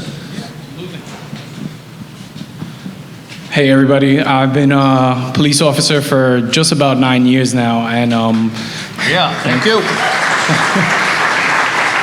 So what I do is I had to actually sacrifice some time that I would have taken to work overtime to make some extra money, and instead of working overtime on my regular days off, I would take that time to either go online, cold call, go walk properties, door knocking, and all of those things to try and get these deals. And that's what I did to try and get these deals. How has that affected your life? Right now, it's amazing because right now I've been able to acquire 4 properties so far, 4 rentals. Thank you. I've partnered up with a bunch of people, a bunch of my coworkers, a bunch of people that are actually sitting down right now in the stand right now. So I've been grateful for that, and grateful for Pete for letting me come up here, and I'm just so glad that I was able to partner up with them and make it happen. Yeah, I love that. So that needs to be clear, is you don't have to do this alone. Officer Cruz and I'm sure a lot of these guys here have worked with people that they work with, that they're able to borrow money or be partners or something. So you don't have to do it alone. This is what this community is about. Thank you. All right, so who wants to answer? What belief about money or risk did you have to completely throw out? Tim, you have an opinion on this? Absolutely, yeah. So growing up, my father was probably the most risk-averse person I've ever met in my life. And it was always, put aside your money, invest in your 401k, don't spend things frivolously, and, work till you're 67, and then, hopefully you have enough to retire and, sail off into the sunset. I pretty much had to scrap that when I realized I wanted to get into real estate, because that's just, it's not the way. You have to take risks if you're gonna make anything of yourself, if you're gonna get ahead. But what I had to learn was that they have to be calculated risks, because then you mitigate that risk. You bring it down to a level where it's acceptable, where you know what you're doing, and you have escape strategies. You can, you get a property, you're not tied to one escape strategy. You could rent it, you could sell it, you could rent it long-term, short-term, mid-term, whatever, subject to any of these strategies to get out of it. So the more you know, the more you can mitigate that risk. I love that. Actually, Gregory's 21 years old, by the way. I don't know how many times I could say this. He's 21 years old. He owns his first house hack. So, the beauty is he actually might have been too inexperienced to be scared, right? So, Gregory, can you tell us, like, because his dad almost punched me in the face for trying to get him into the house that he's in because of this risk-averse feeling that we all have as middle-class people. Gregory, what is your understanding of the money mindset, and how did you feel going into this and throwing yourself in this? So, as you and I have spoken about several times, Pete introduced me to the idea that people fall into this concept of having to constantly put down principal into their mortgage payments, having to put as much money into any sort of payment as quickly as possible to get out of that debt and get out of that area that you constantly feel like you're unable to escape from. But if you follow the steps properly with buying the first home that I was blessed to be able to be working with Pete with, the tenants and the people that are around me and supporting me, and the people that are able to pay me to live in my house, I mean, for a low cost, it's wonderful. But they take care of me, I take care of them, and the idea that you have to constantly escape and get out and move as quickly as possible. I mean, if you fall behind the idea of renting properties, you can make it work. It's incredibly, not to say easy, but it is possible. Not having the knowledge of saying, oh my God, I'm going to lose everything, I kind of just went for it. And I had Pete backing me and telling me that, you know, this is all going to work out, and this is the first step to achieving lifelong comfort. Yeah. Well done, man.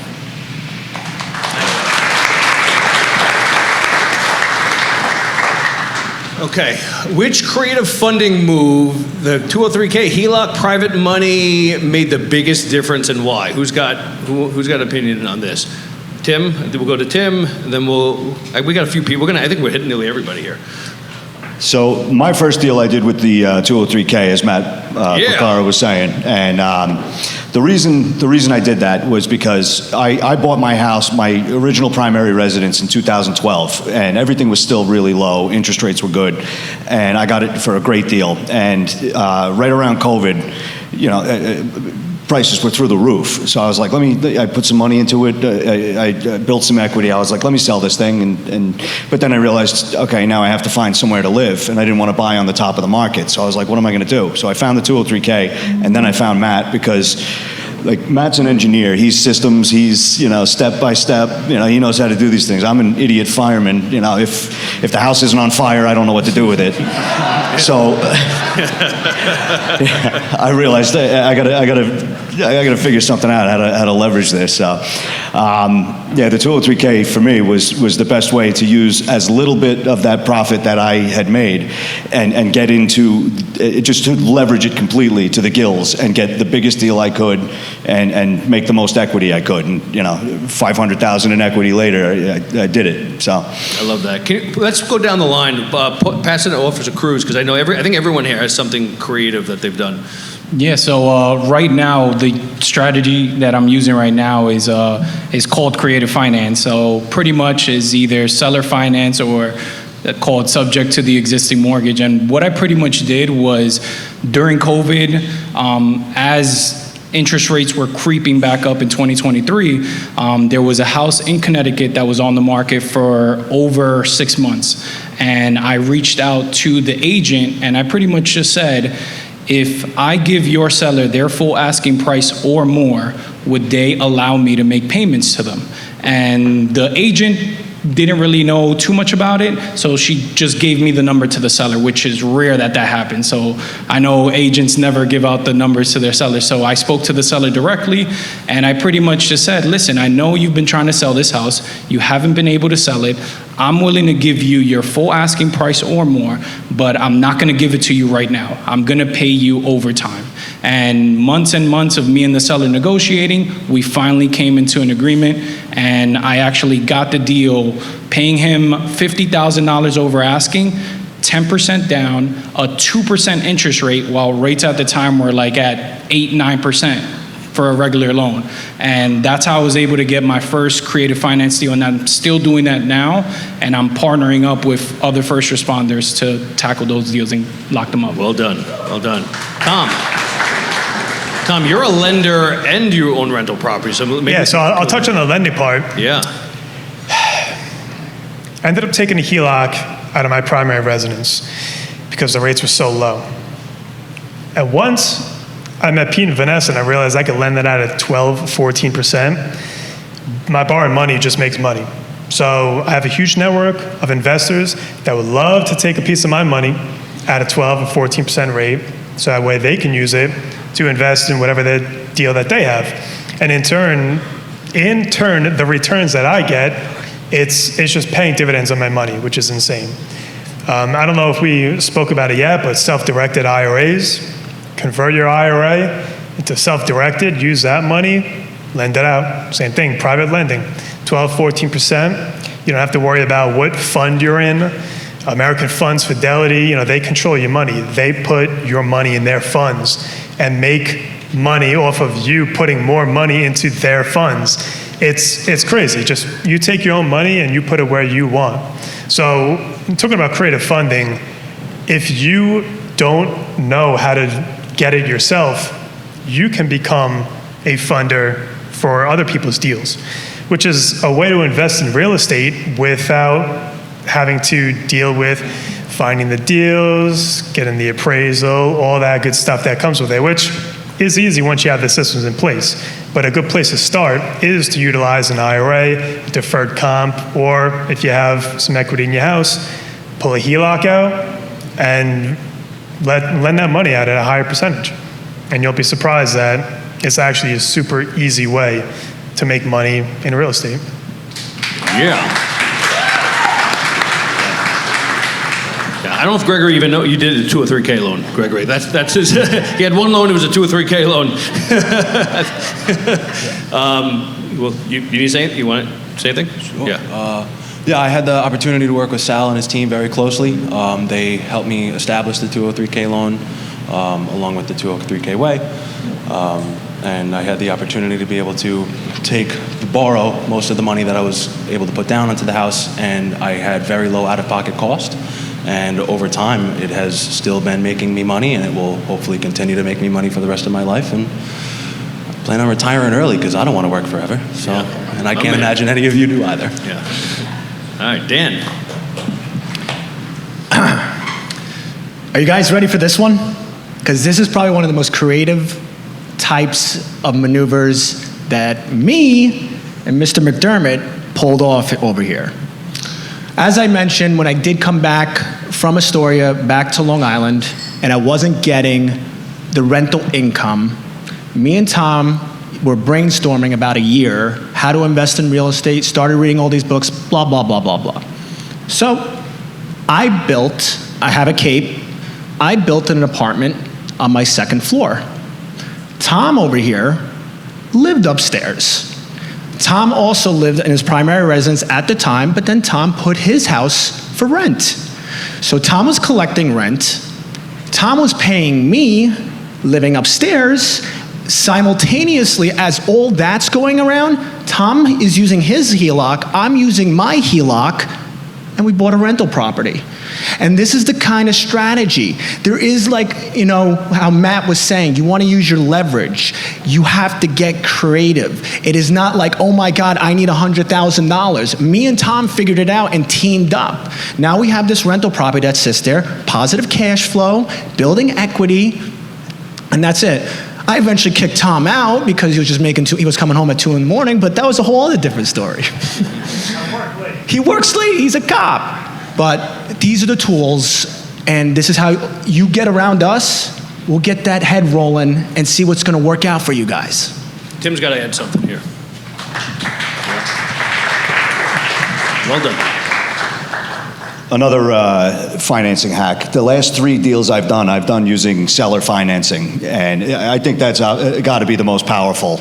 And I was in negotiations trying to use hard money on this beach property that I have in Jack's Beach down in Florida, and it wasn't going through. The appraisal wasn't coming in where we needed it to, and I just asked the seller. I said, "Hey, would you like to hold the note on this?" And he was like, "You know what? Yeah, sure." And now since then, I've done. I'm about to do another deal with that guy using seller financing as well, and I've done another seller financing deal on a land deal in Pennsylvania. So that's one of those things that if you don't know unless you ask. You never know what your seller's motivation is. Maybe they want to make a little bit of interest. Maybe it's just easier. So that was another one. Yeah. Okay, biggest mistake. Share one screw up that hurt and exactly how you fixed it and how to avoid it next time. I'll give that to one of the cops then, because I don't make mistakes. That's because you don't got time. You're sleeping all day. Man, one of my big mistakes, I think a lot of people can attest to it. Money, you could always make money back. I think it's about overcoming the fear, starting earlier.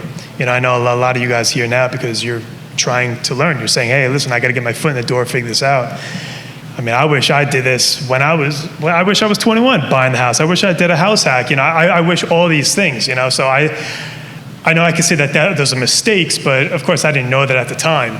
But moving forward, I mean, really any mistake you make, they're learning lessons. You hear it, fail forward to success. You lose 20, 40, 50,000 on a flip. Guess what? You'll make it back in the next one. So in terms of mistakes, I think the biggest thing to mitigate them is really to get a good community, a good network. Like Pete is incredible, answering all my questions.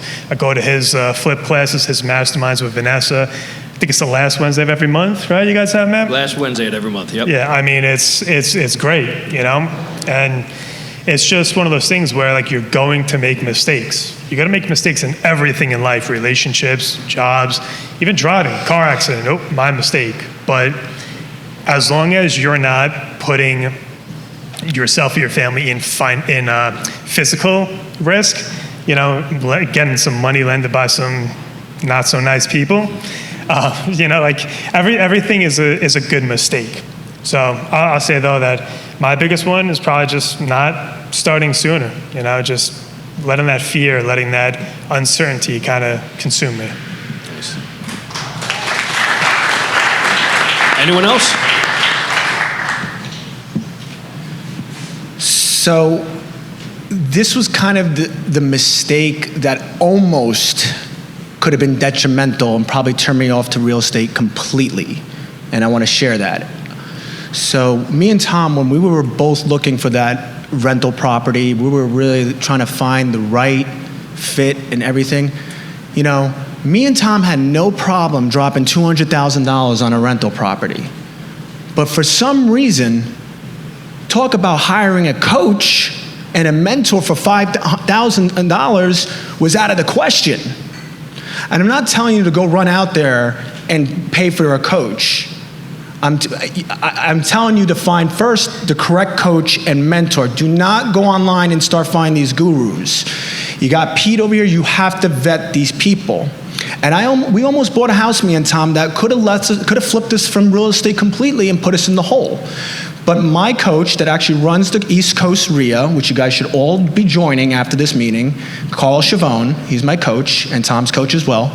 He was able to guide me, and I didn't pay for him yet. He said, Dan, this is not a good deal.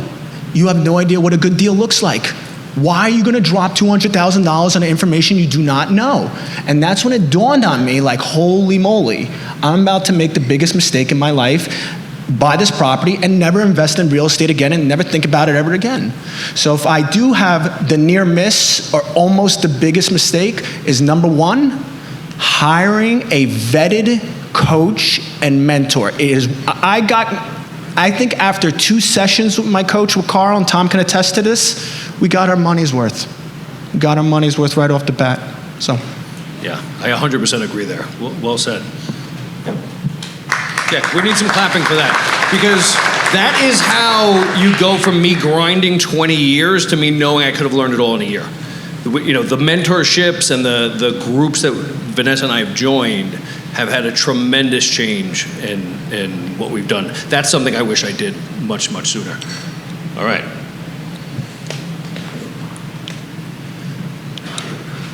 How has real estate investing affected your home life and your well-being? Who wants this one? I'll do it. All right, we got Dan. I'll do it. So, my wife Alexa here, she's here. Give her a round of applause because she is truly, when we talk about real estate investing and lifestyle, without her, I am nothing. I really am not. She is the backbone. She is the one that encourages me. She's the one that pushes me to that next level. She always has. And she does the hardest job on the planet, is taking care of our 2 kids that are 2 and 1 years old. And I'm going to tell you flat out, it ain't easy. It's extremely difficult. It's very hard to navigate, but my wife sees my vision. And yes, there's a lot of problems, and I can sit here and tell you the glory stories of the paychecks and the money, yes, but there is pain and sacrifice that does come along with that. But even last night, we got into an argument earlier yesterday, but then by the end of the night, we're just hanging under the table. It's me, my daughter, and my kid, and I looked at my wife and I said, I'm sorry. And she said, I'm sorry too. And that's my team. And that's, when we talk about work-life balances, it's tough. And egos and all this, you gotta set all that aside and see the bigger picture. My wife sees the bigger picture, and it is very hectic, but the important thing is coming up with a system and time management and coming together either with your partner, your family, your kids, whatever you got going on in your life, and understand that you have to time management and set time blocks when you're gonna invest in real estate, when it's time to hang out with your kids, okay? And those times too, it's like my kids go to bed at 8 o'clock or 7 o'clock, and then I'm up until 12 o'clock running numbers. And that's the sacrifice that goes along with it. Let's, Officer Cruz, I'd like to get this to you. One question that I always, that any investor should ask themselves is why? Why are you gonna do this? Why are you gonna, get into real estate investing? And my biggest why was when my son was being born. He's 2 years old now. My son was being born, and I paid for a mentorship, and it was like 2 years in, and I still didn't get my first deal. And I was stressing out. My son was about to be born. I needed to come up with like money to, support him, support my wife and everything like that. And that's what kept me pushing, my why. It was because of my wife, my family, my son that I wanted to support. And I put my head down, worked hard, was able to find my first deal, and got it going to now, expand into other deals. And, a big reason for that is because of my wife. My wife, I love my wife to death, Kimberly. She actually left her dream job of becoming a police officer to, support me and support, us getting into real estate. And, now she's at home with the kid, and that's a big reason why I keep grinding, keep going. And if I need to pick up an extra shift while I'm also managing the properties and everything like that, I would do that because of the why. That's the biggest thing. Good. Yeah.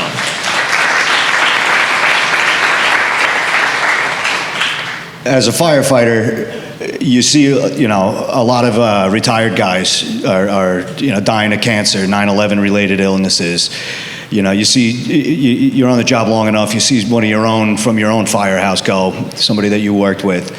And I got to a point where I was like, I want to do something. I want a career path that I can do until the day I die, not something that I'm going to die from. And it just hit me that real estate was the only way I was going to be able to do that, to get out of this earlier than, after 30 years of doing it, when I'm 60 years old now, and, how much is left after that. And then, I was about halfway through my 203K project, and I was in a motorcycle accident, and I got busted up pretty bad, and I was out of work, And then, whether you're for it or not, I'm not trying to get political, but the vaccine mandate came down and I wasn't taking that. So, because of real estate, I was able to leave my job, and I was able to relocate my family down to Florida, and I'm almost at a point where I can retire my wife now too. So real estate has really changed things, for my family and for myself. So.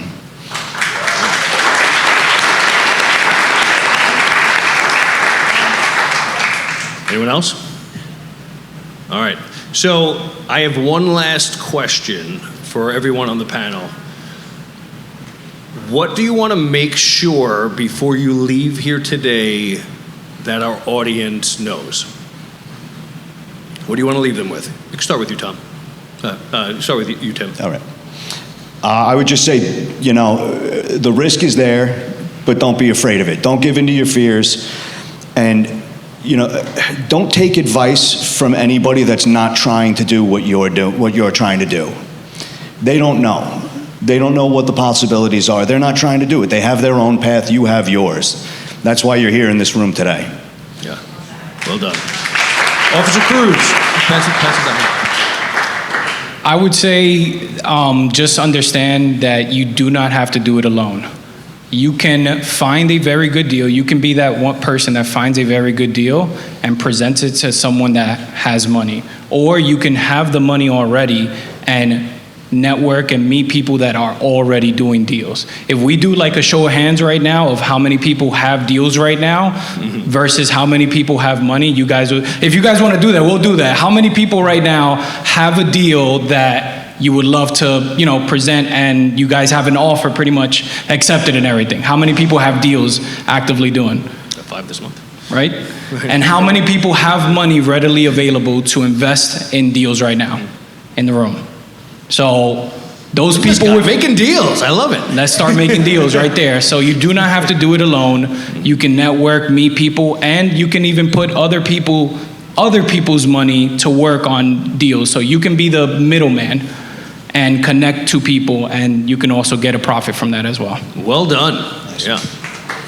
Tom. I think the 3 biggest things is to educate yourself. Come to meetings like this, your local radio, YouTube, Bigger Pockets. That's where I started. Read as many books as you can, and then surround yourself with people like Pete and Vanessa and Matt and Sal and the people that are in this room tonight, that we're here to help each other out, that we're not in it for ourselves, we're in it for each other.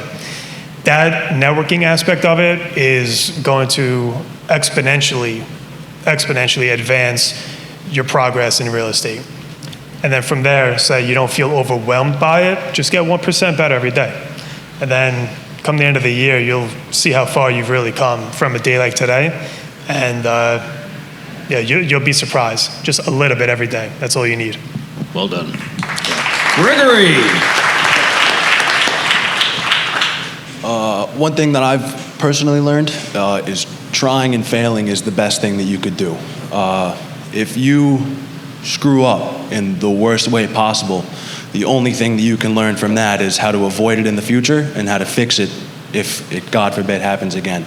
And if you try and fail, the only thing that you can ever do is get better at what it is that you're striving for, such as real estate, flipping houses, finding out that one of your renters is having an issue or anything of that sort of nature like that, and just getting better, always improving, always striving. Well done. So everybody, I got 2 things I want to say. Number 1 is I am Dan, the podcast man. I do run a podcast called Highlighting the Journey. Pocket Pete, a lot of episodes, is my co-host. And what we do is we dive into entrepreneurs, people that are trying to do better, the real stories that will encourage you. And yes, I want to promote my podcast, but at the same time, I hope it will utilize and help you. If you've got something to plug in, check it out for that. But here's my advice to everybody in this room standing here today. When you woke up this morning, okay, you had 24 hours, right? You got 24 hours realistically, okay? What can you do in those 24 hours? And that's how simple it is.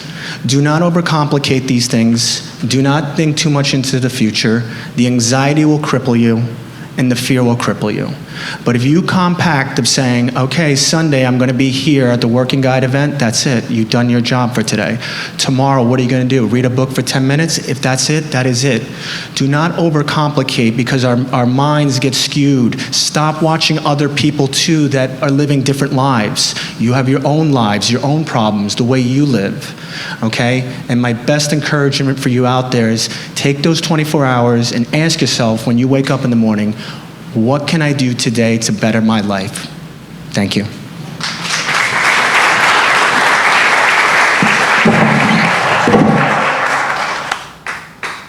right. Well done, guys. How'd they do? Yeah. Can you see that you can do it too? All right. All right. Thanks, guys. Put your chairs back. All right.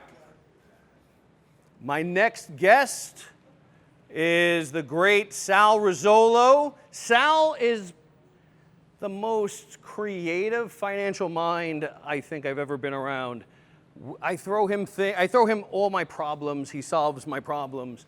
But what's amazing is he makes it simple and he explains it in a way that lets me sound smart too. So this is going to be something you're going to really want to hear about how to use mortgages to create a better life. Sal Rizzolo.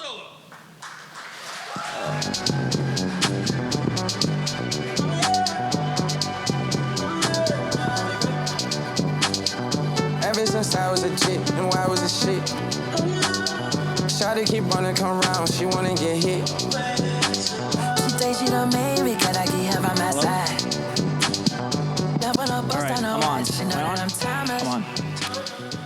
All right, it's an old picture, and I'm a Weekend fan.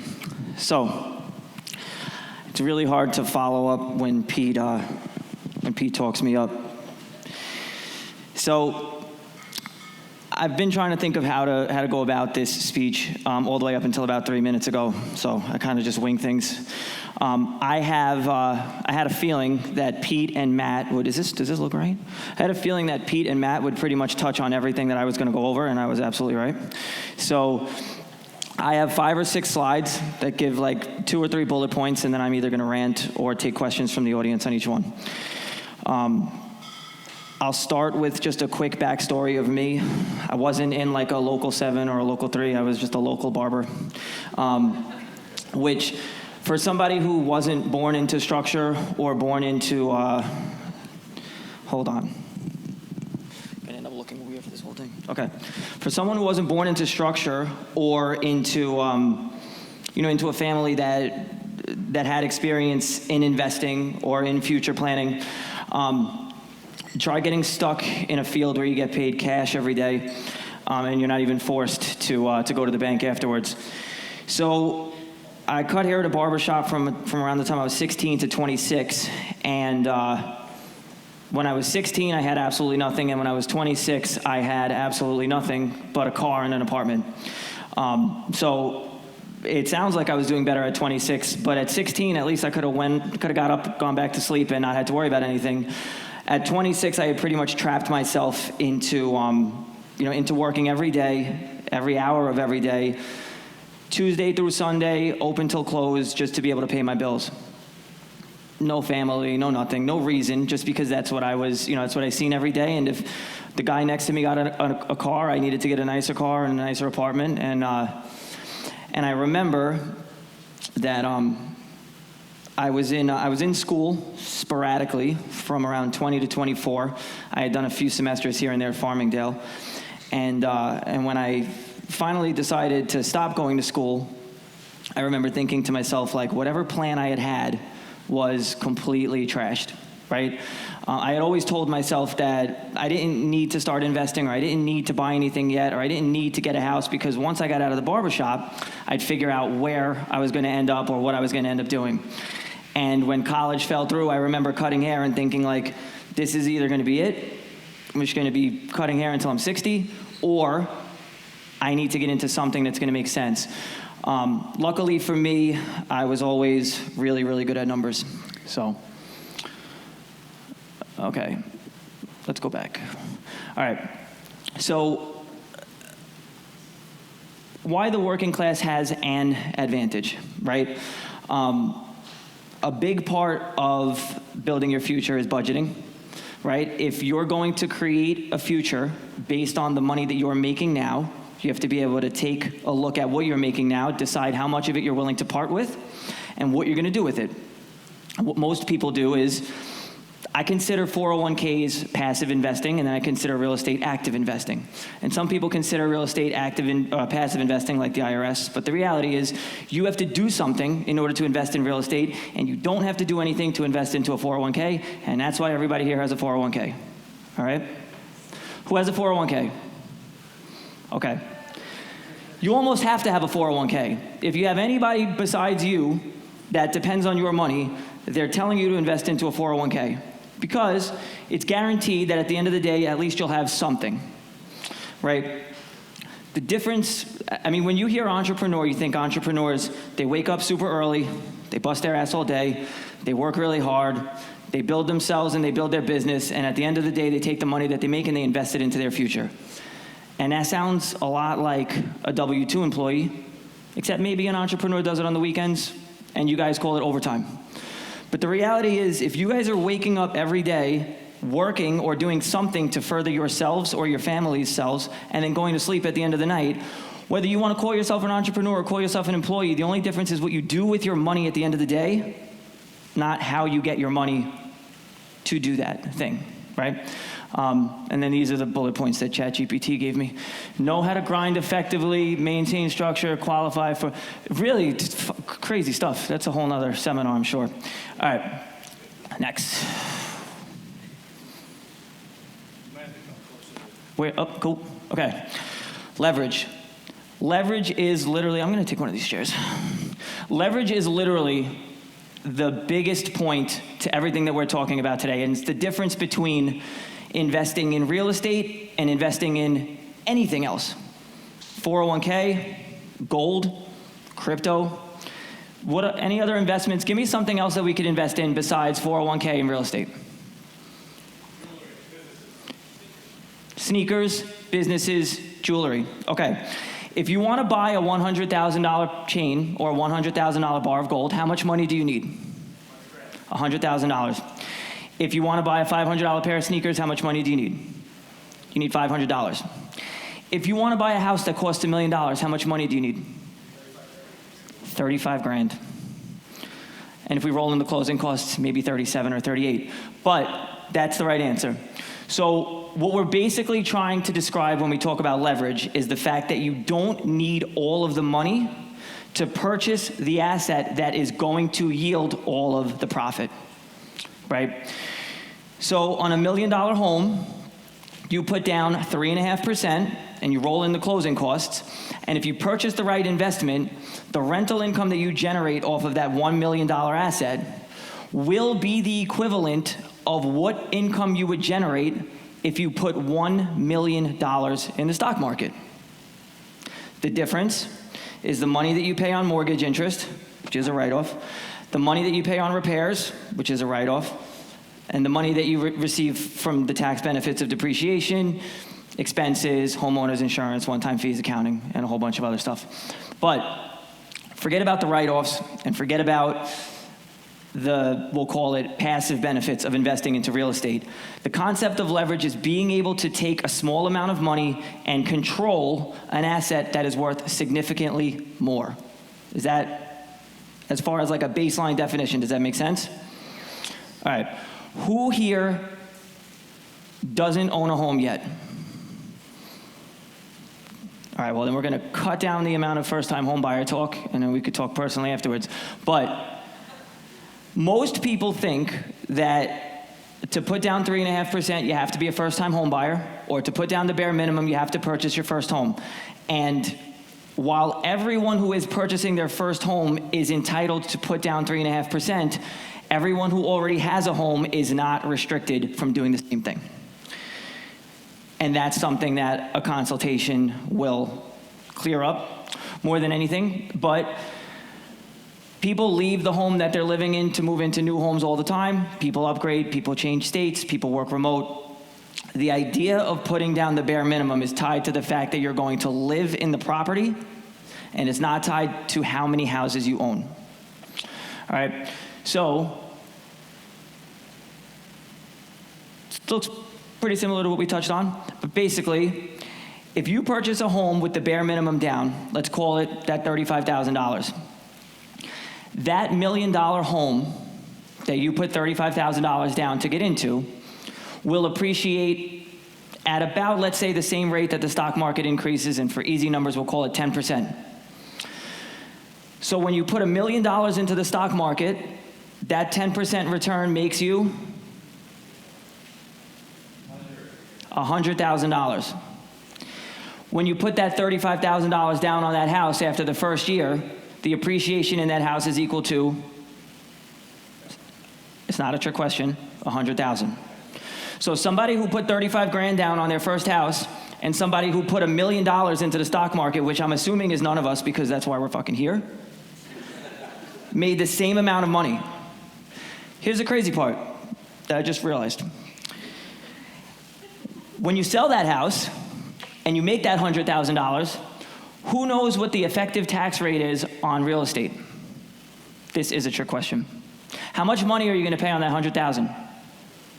0, because you lived in it. So when you own a primary residence, the first $250,000, or for the majority of you, the first $500,000, married couples, is tax exempt. On the flip side, the person who made $100,000 in the stock market is subject to short-term capital gains, which is 35%. So now, you walked away with $100,000, and they walked away with $65,000.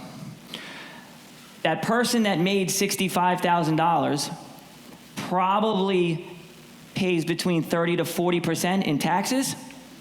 So how much money did they have to make to be able to put $1 million into the stock market? $1.5 million. So make your first $1.5 million, pay taxes on it, put it into the stock market, pull it out after a good year, and make 65 grand, or take the $35,000 that's in your 401k, make the right move once, and make $100,000 next year. And those are two legitimate comparisons. We're not factoring in tax benefits, passive income, passive losses, depreciation, cost segregation. That's like 102. That's the next seminar. Oh, I did this one already. Only get a shot for, okay. So, when you're purchasing your first home, for my two people over here, we call it underwriting when you purchase real estate. So we can call it underwriting when you're purchasing your first home. The idea is whether or not you are purchasing this home to maintain your lifestyle or to build a lifestyle. Instant gratification is something that I've struggled with up until yesterday, and I still struggle with consistently. That new car right now is not going to look as nice in 4 years. I want it now. That's been my work-life balance. It's just been my, how far in the future do I want to live versus how fast can I set myself up now? And I can assure you that if you sacrifice, whether it's Starbucks or a new car or a new house or what we're talking about now, your privacy, right? Because everybody wants their privacy. And the first thing I hear when I meet a couple that's shopping for their first house and they're at the top of their debt-to-income ratio, and the wife or the husband, I'm not gonna put anyone down, but the wife or husband says, I'm not having anybody live in the house with me. We're gonna have a kid in 3 years, and when my kid is born, I don't want anybody around my kid. In 3 years? You're thinking about what's gonna happen in 3 years. So we need a house in Dix Hills, $16,000 in taxes, $6,200 mortgage payment, and your husband's driving to the city every night. The first house that I bought was in West Babylon. And I got very, very lucky. So I don't want to go over exact numbers because they're not realistic as of today, but the rents would be a lot more too. So the house that I bought had a kitchen on the second floor, a kitchen on the first floor, and a kitchen in the basement.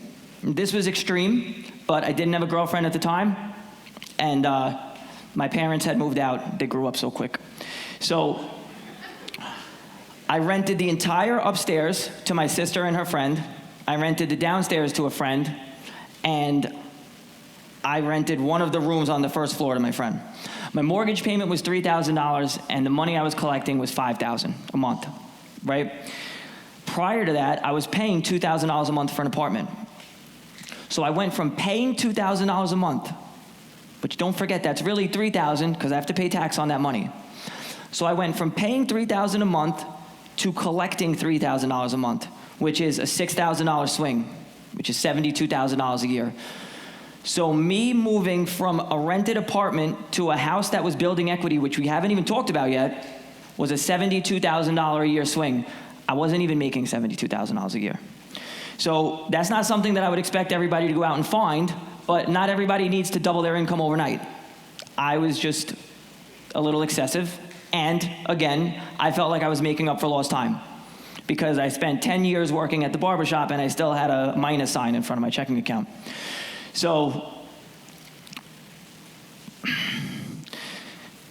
when you do the math on the home that you live in, or the home that you're going to purchase with the intention of upgrading in the future, you have to decide whether or not you could live with the idea of somebody else living with you, because the same way Matt talks about house hacking, when I did it, it wasn't called house hacking, it was called I can't afford to pay this mortgage by myself. But the reality is everybody's lived in a house where their family was paying rent, or whether it's a room, or you're buying a house with a friend, or you have a family and you're renting the basement. The money that you collect in cash has to be considered 150% of what you're actually collecting. Because you can't pretend that you're not paying taxes on the money that you're making, and you can't pretend that it's not a lot of money because you're on a W-2, and so am I, and I know what that looks like. So a basement apartment that collects $2,000 a month is basically a $3,000 a month raise from whatever you're doing right now. If you have a basement right now and there's a pool table in it and a bar because you don't want to have anybody living downstairs from you, but you have an outside entrance, don't come to the next seminar unless it's converted into an apartment. Doesn't make any sense. So if you have that, and the goal is to move into a bigger house, how can you tell yourself that you're gearing yourself up to upgrade when you're not taking the steps that you should be to invest in the ability to move upward? When you move out of that house needs to be a moneymaker, right? So step one, have the house start making money. And as a first-time home buyer, the fact that you could put down $35,000, or houses on Long Island are borderline $1 million regardless, but the fact that you could put down the bare minimum and still reap the benefits of a $3,000 a month bump in pay, that's how you turn the person that says, well, I wouldn't want to buy, I would rather just rent. Buying is too expensive. Buying doesn't make sense. What if something goes wrong? What if something goes wrong that costs $3,000, but every single month you're collecting $3,000? It was supposed to do that part first, and then I was going to let you guys answer, and then I was just going to say very important.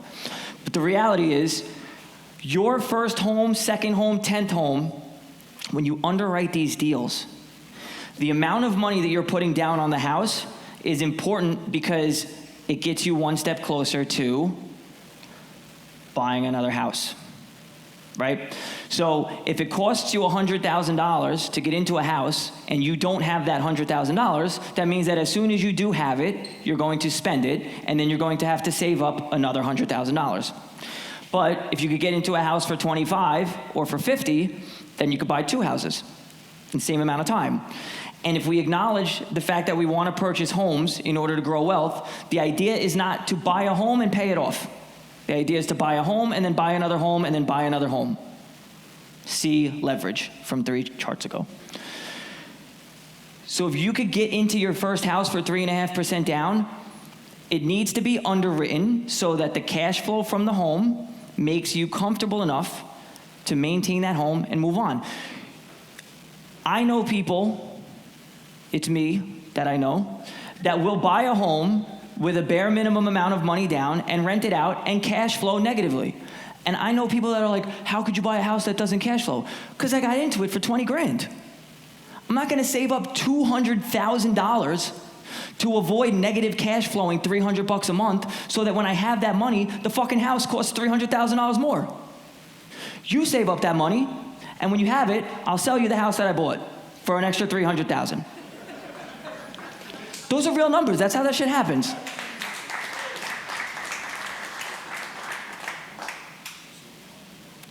You should try this sitting down. It's so much better. Okay. See, I'm ahead of myself. Multifamilies, ADUs, basement apartments, garage conversions, all of them, in my opinion, are exactly the same. The reason is, if you haven't been listening to Matt, it's because you don't work with him. I listen to him every day. The entire country is changing their rules on accessory dwelling units. The reason for that is because everybody wants to live close to Manhattan, but there's no room. Everybody wants to live close to Miami, but there's no room. Everybody wants to live close to Los Angeles. These capitals of these states and these large cities all want tax money, and all they care about is tax money. So when you look down your block on Long Island, how many people in this room have a neighbor that they know for a fact is renting an apartment in their house? How many people think that apartment is legal with an L in the beginning? So why wouldn't they want to make money off of it? You're all fucking doing it anyway. So they've basically made a blanket statement. It's already taken place in Tampa. I know that for sure. It's already taken place in California. And they're basically saying, hey, if you want to build an ADU, we're cool with it. Just let us know where so we could tax you. So that's going to change the landscaping, because a good friend of mine, Charles, told me, time and time again, I would never rent an apartment if it's not legal. I just wouldn't do it. Now, Charles has a lot more to lose, and he's been investing for a long time, but the reason Charles won't do that is because if something goes wrong in the state of New York, he doesn't have a leg to stand on. He can't kick these people out. He can't say nothing. Now, he can. So garages will turn into apartments, basements will turn into apartments, or they'll just be documented because they already exist. So if you're living in a home and making a $6,000 mortgage payment, when somebody that lives next door to you bought a house 4 years ago with a $3,000 mortgage payment and is collecting $2,000 from the basement, how are you supposed to beat that guy? How are you supposed to be able to make financial decisions that that guy can make when you're paying an extra $6,000 a month and you guys both carpool to the same job in the morning? Long Island is one of the most expensive places to live in the country. And we act like it's not a privilege to live here. We act like we should all have, like, you are living in one of the most desirable areas to live in the country. You can't wake up and feel like you should just deserve to have everything handed to you, or because you work hard, you should be able to have everything that you want. Take a salary like what you have now and move to Tennessee or move to Missouri, and you'll have everything that you want. But on Long Island, we have to work a little bit harder. And if you do it right and you do it soon enough, it doesn't have to be forever, but it does have to be done. And if you do it in real estate, it can be done sooner than later. You don't need 10 houses, just the right first one. Buy smart, cash flow, equity, repeat, right? So this just ties back into the idea that when you purchase a home, we're gonna look at the mortgage payment as the minimum payment, right? If you take out a normal mortgage and you make the minimum payments on it, how long will it take before the mortgage is paid off? 30 years, that's the average mortgage. Your voice got deeper, Denise. If you have a credit card that you owe $20,000 on, a standard credit card, Visa or MasterCard, and you make the minimum payments, how long does it take to pay off? There's actually a number, do you know what it is? It's 30 years. It's a mortgage. Same as a mortgage. Same thing.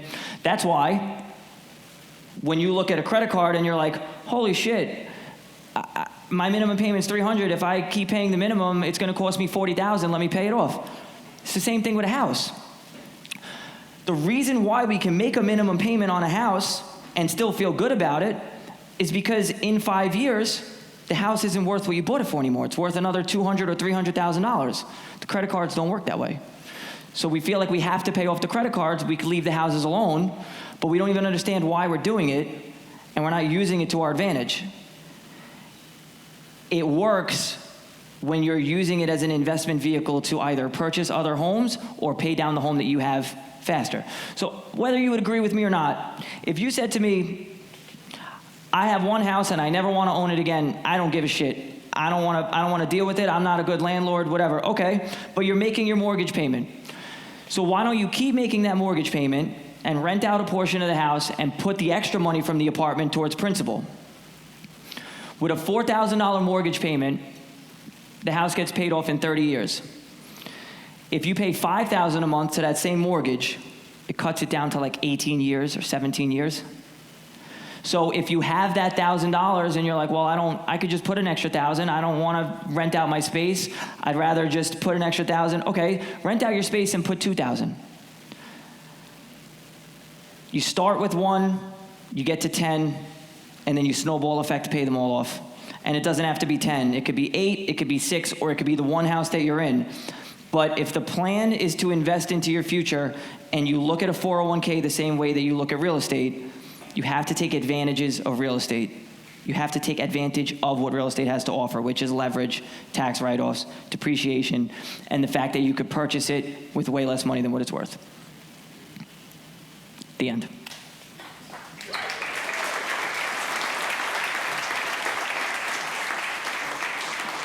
Thank you, thank you. Sorry, I thought there was a slide at the end, but there isn't. And Pete, thank you. My next guest, the woman I'm in love with.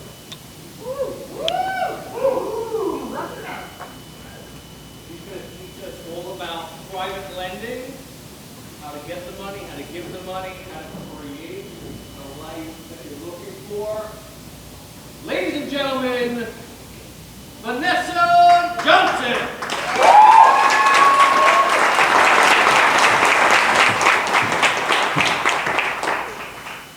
To our girls, 5 million and 40 naughty shorty.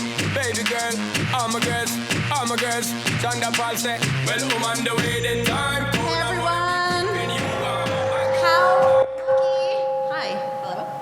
How lucky are we to be here, seriously? How fucking cool is this event, right? There's been some amazing strategy on this stage today, some really heartfelt people. I loved the panel share, like everybody's so aligned with let's do this together. And there's a lot today, right? And I wanna ask you guys, honestly, is anybody a little bit overwhelmed? A little bit? Yeah, because it's okay. There's a lot, and I totally get it. And it's okay to be overwhelmed. But what I wanna say to you is, it is not okay to leave here tonight and still believe that this is not for you. If you go home tonight and let the same stories take over of, I'm too busy, I don't understand, I don't have any money, I don't know where to start, then you're only going to rise to the level of success that you've decided you deserve. Because we all set the thermostat for how much success, happiness, wealth, and love we get to have. And we live our lives from that setting, whether we know it or not. And we usually don't know it. And so my invitation for everyone here is to just start listening to what goes on between your ears when you're introduced to something new and big and confusing or, just overwhelming. And I want you to hear it as what it really is. It's fear. It's not the truth, right? Don't believe everything you think. And I think that was echoed beautifully on the panel here today. All right, so real estate. I brought you guys today the most actionable, accessible part of my business that I could bring to you, something that every single person here can do today. You don't need to know how to put together deals. You don't need to know how to read blueprints. Anyone can do it. Hi. So we're gonna rip through some slides.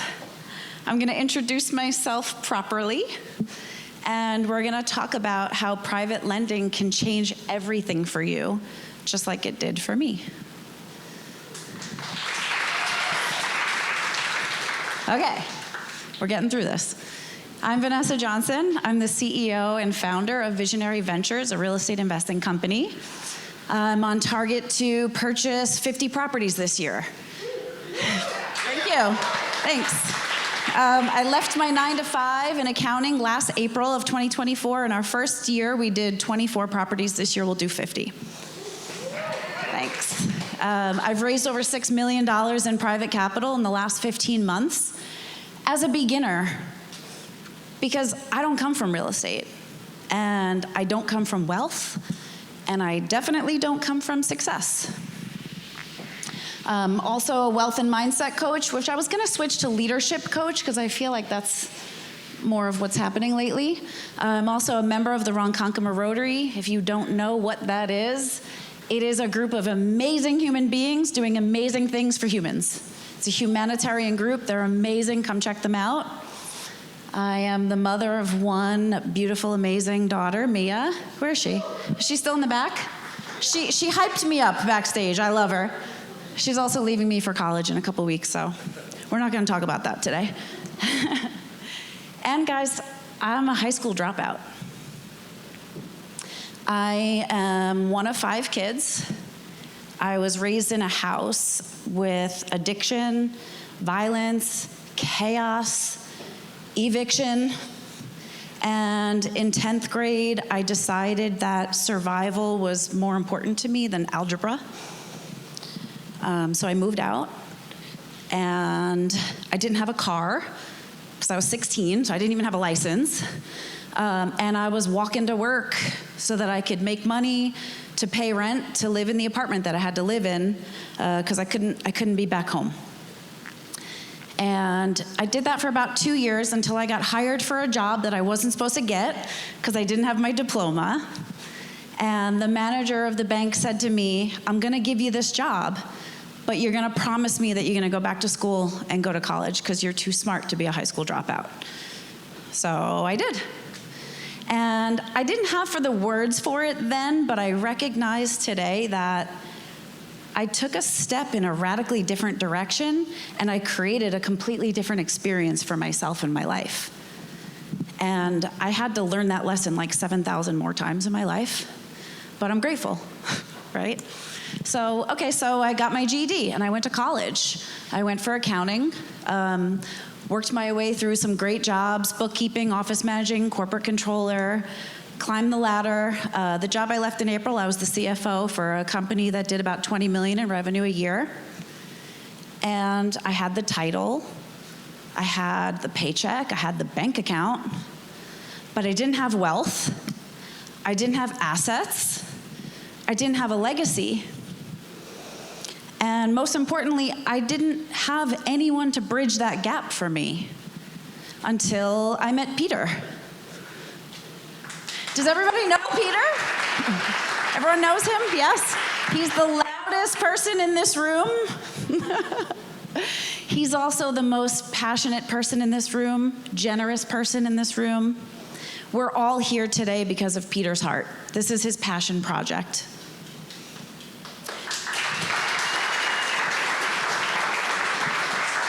He also got me to give him $100,000 in less than 60 days of dating him, so he's the most charming person in this room, no doubt. And so that's how we started in real estate. It was a private lend.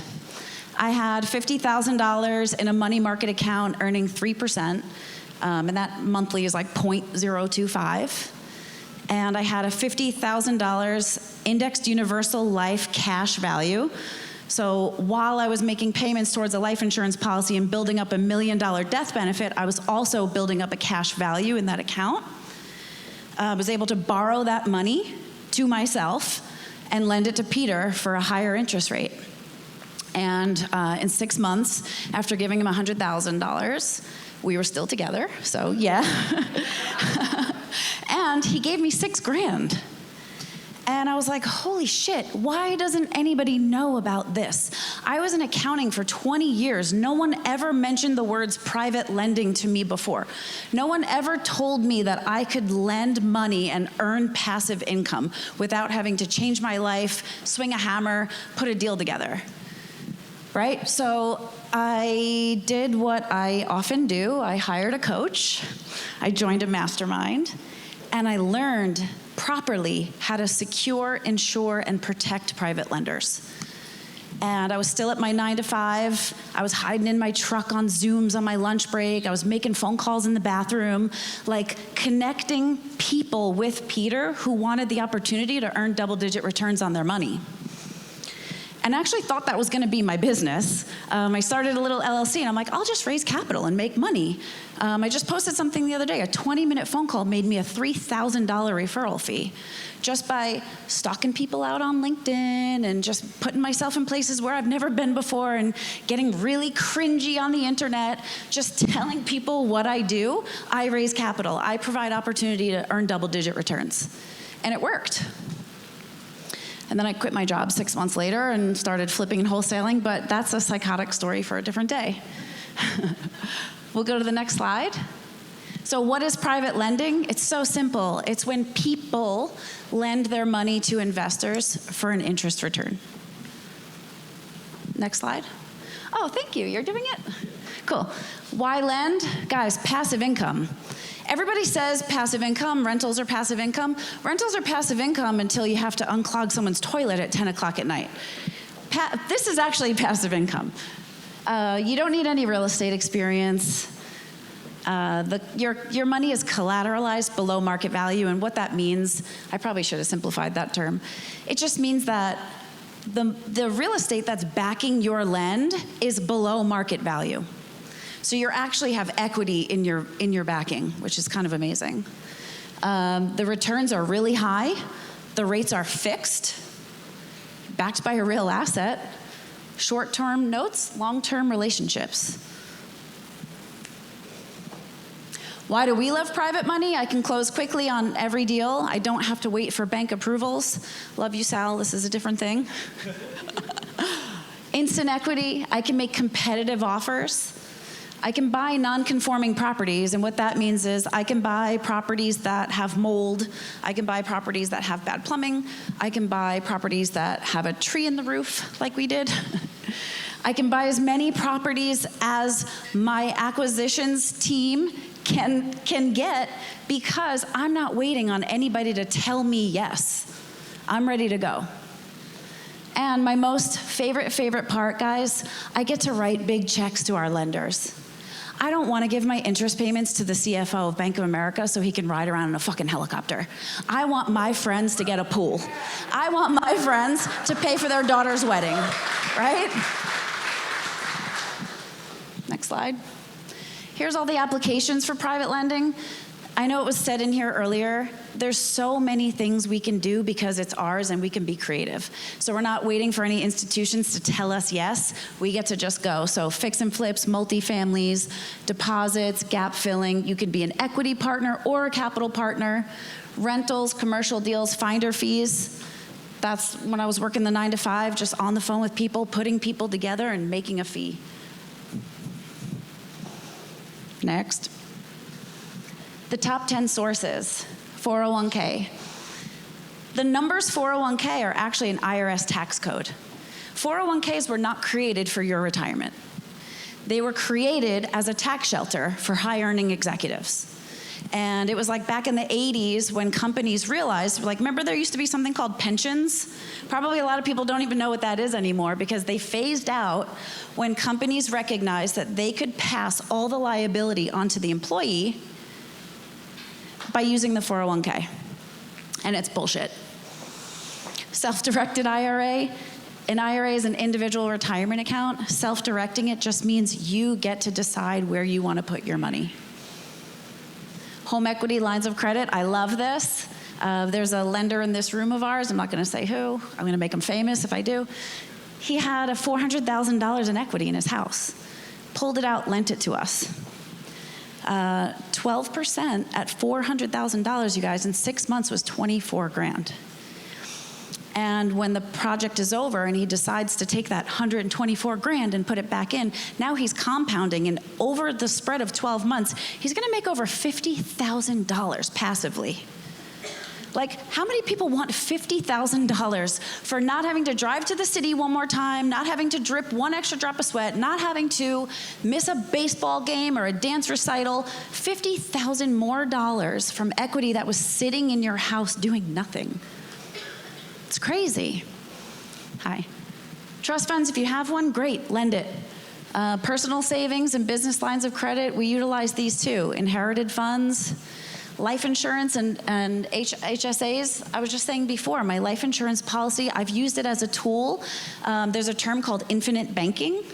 I actually bought an F-150 with my life insurance policy. I borrowed the money from myself at 4%. I set up a payment plan as if I was paying TD America or whatever bank at 8%, and I just paid myself. So I was able to use my own money to lend it and just, continue that flow. So I lent Pete the 50 grand, I got it back, I put the money back, and I kept the interest. Business and personal credit cards, we actually do have an investor friend who leverages someone else's credit cards that they were able to get at 0%. So she takes her credit card at 0, lends it to an investor at 10, and he uses her credit cards to buy materials for flips. Right? Like, it's so good what we can do because we can be creative. We control it. Not the institutions, not the banks. CDs, bonds, and stocks. We have another lender in this room who was earning a CD at 5%. And I love to tell you this because I was able to have her pull it out and more than double it. So now her money's working at 12%. And we're compounding because every time we finish a project, she just throws it all back in. So it's really, really powerful tools. Next, please. Thank you, sir. So I Googled, what do banks do with your money? They take your money and make loans to other people. So your bank account's getting 1%, they're loaning it to somebody else for 12. So be the bank, right? Silly. Next, sir. Thank you. Here's a little propaganda about 401ks that I like to share. In 2022, they dropped 20% in average.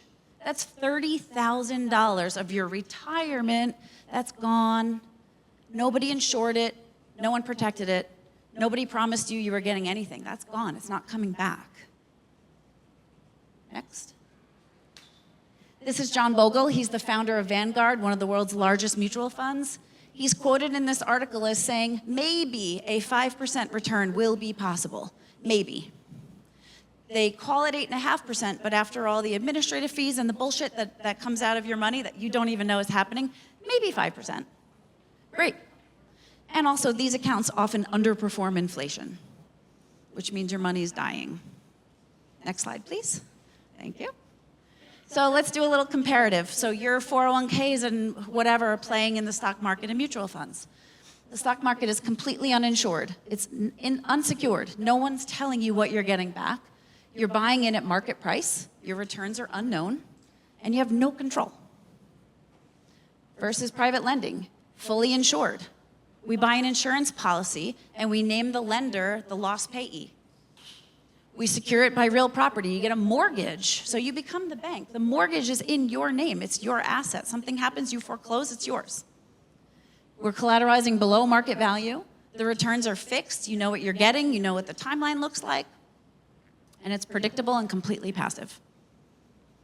Like, there's just no comparison here for any of this, right? Next. Do you want me to say it? Okay.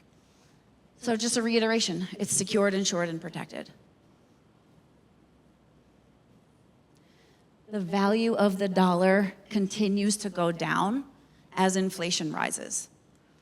My point of this slide is just to show you that if your money is not in a place that's at least keeping up with inflation, it's dying. It's not doing anything for you. Next, please. And so the process for private lending is super simple. We do all the work. The investors do everything. I've got some great marketing. I've got a great team. We are sitting in the living rooms having conversations with distressed sellers. We're locking up properties left and right. I'll send the numbers and the timeline to a lender. They'll take a look at it. Oh, you need 300 grand for 6 months? Okay, no problem. They'll send the wire. We have everything drawn up with attorneys, promissory note, lien, etc. We take their funds, we buy the home, we renovate it, we sell it. I'll call you up and go, yo, you want your money back? You just made 30 grand. 9 times out of 10, they're like, no, put it back, right? But that's just the process. You lend it, I buy it, renovate it, sell it, it's yours. Now you get it back. And speaking of compound interest, this slide is so cool, and I hope you guys can see it. This is called the Rule of 72. Essentially, this is a mathematical calculation that tells you how long it takes to double your money at specific returns. So for the accountant in me, I must show this to you because it's just so cool. At 1%, it's going to take you 72 years to double your money. At 4%, 18 years. 6%, 12, 10%, 7.5. And what I wanted to really look at is, look at the 29 years old, right? In the first column. Look at when you're 65 years old at 4%, you're only at 40 grand. 65 years old at 6%, you're at 80 grand. 65 years old at 10%, you're at $320,000. Because you've compounded that interest. You keep putting that interest payment back into your investment, and it grows exponentially. And sometimes we offer 12, just saying. Next slide, please. So here's a case study of a property that we did, just to exemplify the difference between your money in the bank versus your money with a lend. We borrowed $150,000. In 5 months, we gave the money back at 10%. That person earned $5,500. If that was sitting in a traditional savings account at 1.2, they would have earned $661.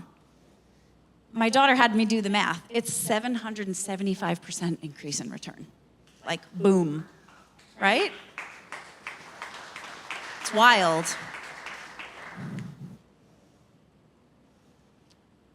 So I hope that you guys can see that this is accessible to every single person in this room. I didn't come from real estate. I had no experience. I literally stalked people on LinkedIn, got on Instagram, just started talking about what I do, built a community of people. I have a crazy spreadsheet. There are so many of our lenders in this room right now. Guys, I have their money backed by real estate. They are making money sitting in this room listening to me speak, right? Thank you. Yeah, and I appreciate you guys so much. But my point of this is just, you can be the lender, you can be the borrower, or you can be somebody that connects everyone. And so the importance of the people in this room today, it's like, look to the left of you and look to the right of you. Everybody's here because everybody wants to grow. Everybody is interested in gaining something for their family. Everybody's here to learn about taking one step further towards something that they can see as possible for their dream. And so this is it. This is our community. This is where we can do deals. This is where we can connect. This is where we can all grow together. Right? I think that's the end. Any more? Oh, yeah. All my contact info, hit me up with any questions. We brought someone here today, Bill. He's our expert in insurance policies, if you want to learn about the infinite banking process. I'll also connect you with Ryan. He's our trusted resource for self-directing IRAs. You can hit him up. That's just a link to his calendar to book a call. I took the slide down of join our Facebook community, but join our Facebook community. Yeah, that's it. And this doesn't work. All right. Hello, everybody. I don't. Thank you. Thank you. So.